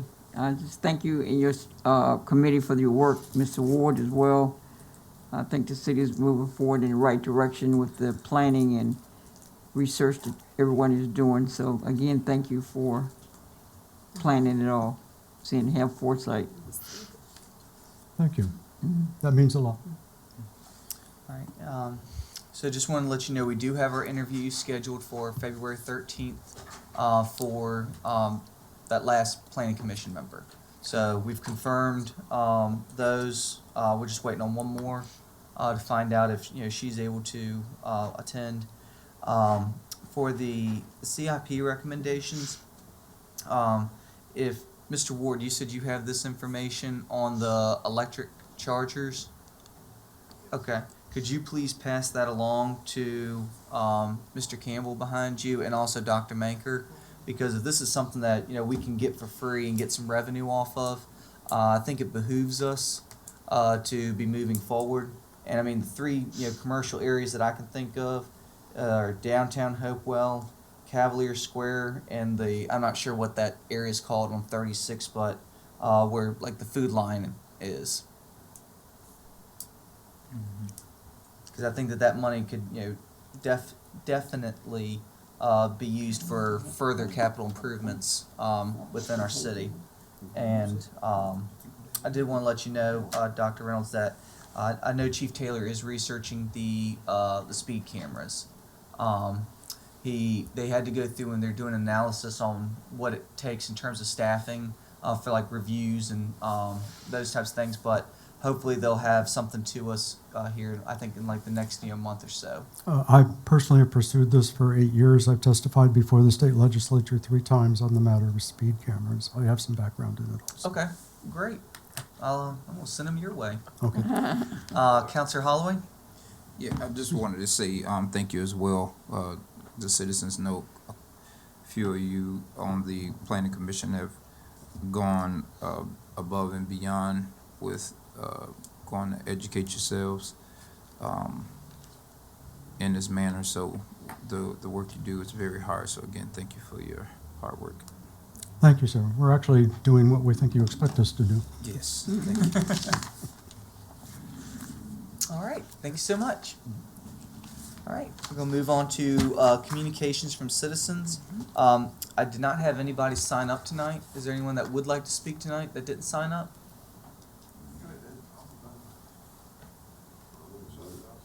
Okay. All right. What is that exactly? Communications to citizens? It's an opportunity where you can come up to the podium for 3 minutes and talk about issues. Yeah, if you'd like to, come forward. Can you read the statement? Communications from citizens, period, limited in total time to 30 minutes, is part of the order of business at each regular council meeting. All persons addressing council shall approach the microphone, give name, and if they reside in Hopewell, their ward number, and limit comments to 3 minutes.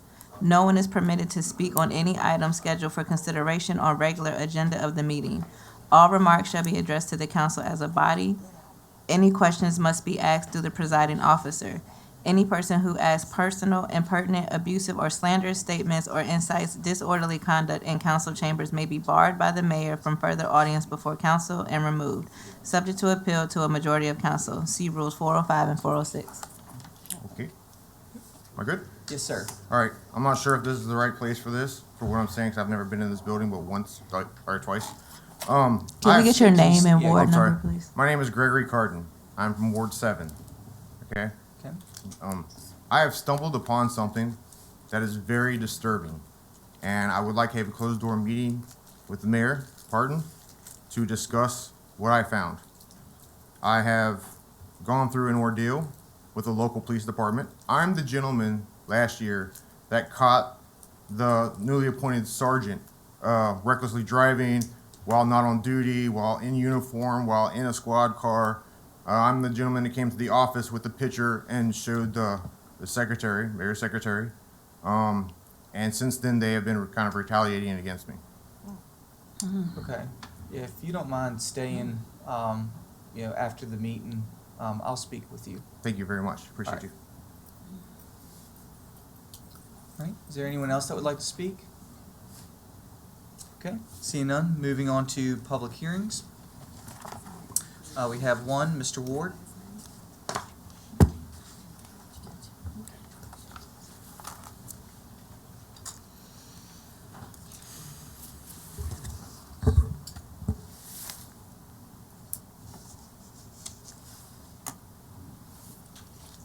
Good evening, Mayor, members of council. Tonight's public hearing is in regards to an application for a modification to development standards as it relates to 3609 Oaklawn Boulevard, also identified as parcel 0890915. You may remember I brought this to you at work session last month, but just to remind you and the audience, this is an application that was submitted by a sign company on behalf of Advance Auto Parts, which is located at 3609 Oaklawn Boulevard. They are requesting a modification to the development standards, which typically limits a commercial property to one freestanding sign per parcel. they are requesting a second freestanding sign at a second entrance. So, as we mentioned during the work session last month, this is a commercial property that essentially has two primary road frontage on two roads primarily. They have an existing freestanding sign at their primary entrance, but they are requesting the second sign at their secondary entrance. Their proposed sign will conform with our freestanding sign specifications, whereas prior to this sign, they had a non-conforming sign that did not conform to our standards. That previous sign was destroyed through no fault of Advanced Auto Parts. It was actually struck by a vehicle. When considering modification to development standards applications, there are 4 questions that staff and council and planning commission should consider. And that is, number 1, the granting of the modification will constitute the granting of a variance, a special exception, a conditional use, or a rezoning. And I should clarify that by granting the modification to development standards, you are not doing one of these 4 things. Number 2, ordinary financial considerations are the principal reason for the requested modification. The modification amends a property-specific condition imposed by council or the BZA, or the applicant created the condition or situation generating the need for the modification, and the applicant has not exhausted all other practicable solutions to the problem. Staff believes that the applicant meets all 4 of these, or I should actually turn that around and say that they do not meet any of these 4, and that staff recommends the granting of the modification to the development standard. Planning Commission also at their meeting on November 2nd of last year voted 3-0 to recommend approval of this second entrance sign at 3609 Oak Lawn. We did not receive any public comments, either in written or in person, on this application. I'm available for any questions you may have. Okay. Are there any questions? Councilor Holloway? Is it not about this particularly, but because of those signs? I had received 2 phone calls, as a matter of fact, yesterday, or yesterday and one last week, about the sign at, like the Bojangles sign, just like this one.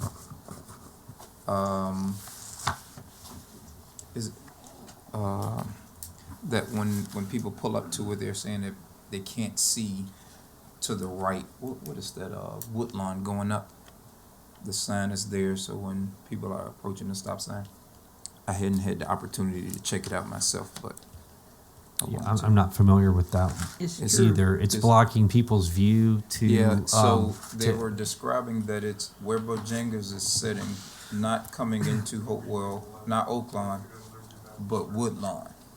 When you're going up, Mhm. there's a sign there, and they're saying when you look to the right, you can't see the oncoming traffic.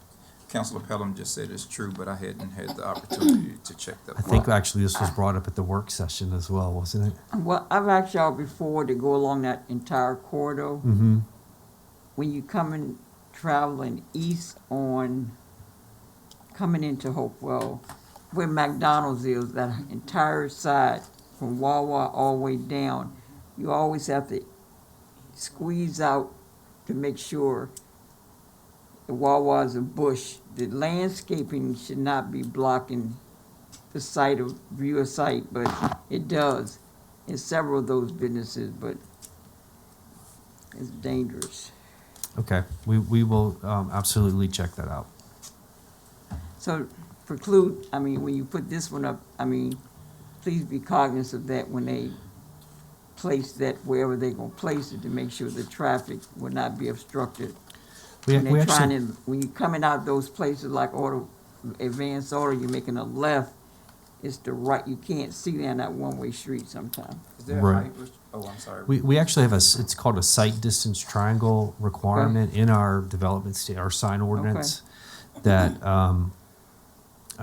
it sounds like to me it was not applied when those Well, it was, but original it's- signs were Well, installed. it's the landscaping, the trees and Okay. stuff are probably overgrown now. Yeah. There were little bushes and maybe they grew up tall or something, but. I We'll think that's definitely the check issue. that out. Yes, I appreciate it. Thank you. Counselor Joyner? Yeah, I'd like to make a motion that we, Oh, we gotta do the public hearing oh, part sorry, first. oh, I'm sorry about that. That's all right. Sorry. Are there any other questions? Okay. We'll go ahead and open up the public hearing. I did not have anybody sign up for the public hearing. Is there anyone that would like to speak on this public hearing? Okay, seeing none, we'll go ahead and close it. All right, now your turn. You're just excited to get this All thing right. rolling. Yeah, let's get it going. Yeah, I'd like to make a motion that we approve the sign at 3609 Oak Lawn Boulevard in accordance with the Article 18, Section G of the Hopewell zoning ordinance, and on behalf of Advance Auto for a modification to the development standards to construct the freestanding sign. Okay, motion's been made. I'll go ahead and second it. Is there any discussion? Yes. Okay. I'm guessing y'all did that triangle thing, but this looked like a prime example of it blocking. I'm not sure exactly where it's located. I can't tell. But this looked like it's at the end of the. This is a mock-up. They haven't submitted their sign permit yet. So this isn't where it's going to sit. This is just an example This of is what it looks just a like. visual aid. Okay, thank you. Okay. Any other questions? Seeing no lights, roll call please. Counselor Harris, Yes. Mayor Parton, Yes. Counselor Pelham, Yes. Counselor Holloway, Yes. Counselor Joyner. Yes. Motion passes 5-0. Thank you. Okay, moving on to unfinished business. Madam Clerk? Okay.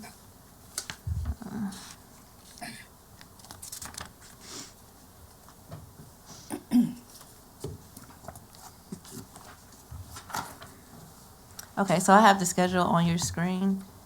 It's gonna show, if you look in the far right column where it says council meetings, the two conflicts would be the NLC conflict for Thursday, which normally the original meeting is March the 12th. In this column, I put March the 14th as the alternate option date to avoid the NLC conflict.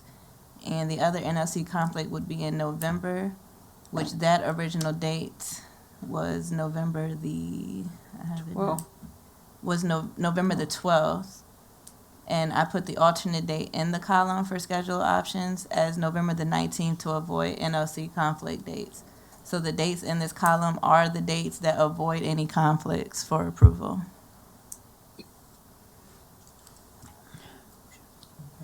Counselor Pelham? well, I don't think, I don't know, if most people don't attend the March 12th date of NLC. I mean, it's maybe one counselor. So I would recommend we just keep the original schedule in March. And then for the other conference, we can change the date to the 19th. But when it's VML, that's more people attend that one than anything, so we need to include, is that any conflict with our? No, the BML conference is October 13th through the 15th. And so the October is gonna be October 8th and October 22nd for the two meetings in October, so there's no conflict with that Thank date. you. Does that BML date include the mayor's date, or is it just the main part? The mayor would probably be the 12th. I didn't look at that. It's a Sunday, so it wouldn't matter. Able to be over the weekend. Mhm. And Saturday, Sunday. The mayor portion is at 10. Okay. Sounds good. All right, so you're saying to keep it March 12th, that Tuesday? Yeah, that's what I would say. Okay.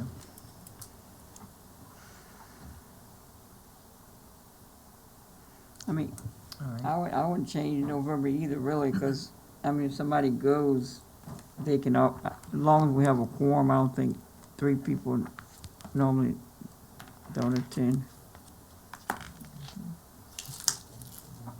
Okay, move it to the 19th, yeah, okay. So if I make a motion, I would just make a motion that we accept the calendar and exchange the November date to the 19th and leave the other dates as printed. I second that. So you're saying keep March 12th and November 19th? Change it to 19th, To which day? from the 12th to the 19th. November 19th is the one with, that's the alternate date. Yeah. You want to that's change what- the yeah. alternate for November. So keep it the 19th, because that's what avoids the NLC conflict. What day do we need to meet? It needs to be the Okay, 19th. that's what I'm saying. Right. Mhm. All right, so Change that March date. 12th and November 19th, and then everything else stays the same. Okay, so then change the March 14th to March 12th.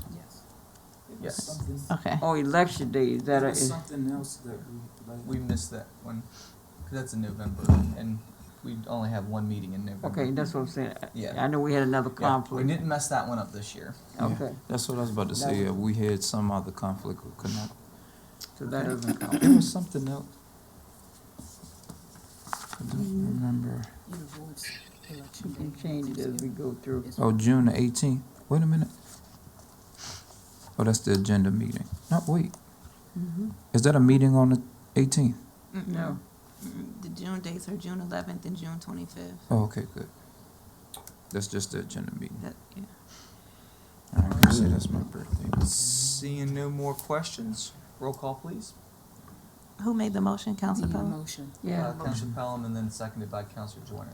Okay. All right, Councilor Harris, Yes. Mayor Parton, Yes. Councilor Pelham, Yeah. Councilor Holloway, Yes. Councilor Joyner. Yes. Motion passes 5-0.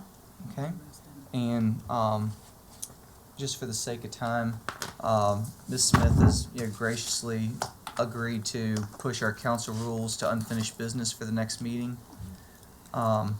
If that's all right with City Council. Yes. All right, and reports of clerk, we've done that. And before we adjourn, Ms. Williams, do you mind just reading out for the public the vacancies that we have? Currently, we have one vacancy for the Hopewell Economic Development Authority. We have one vacancy for the Planning Commission, 3 vacancies for the Architectural Review Board, 2 vacancies for the Downtown Design Review, 5 vacancies for the Board of Building Code and Fire Prevention Code Appeals, 1 vacancy for Keeping Hopewell Beautiful, 4 vacancies for Recreation and Parks, and 2 vacancies for the Library Board. Okay, One now. only one now. Which is Correct, appointed. 1 now, that's correct. All right, with that, I'll take a motion to Motion to adjourn. All right, all in Second. favor say aye. Aye. Any opposed? All right, Thank you. have a good night. This was a great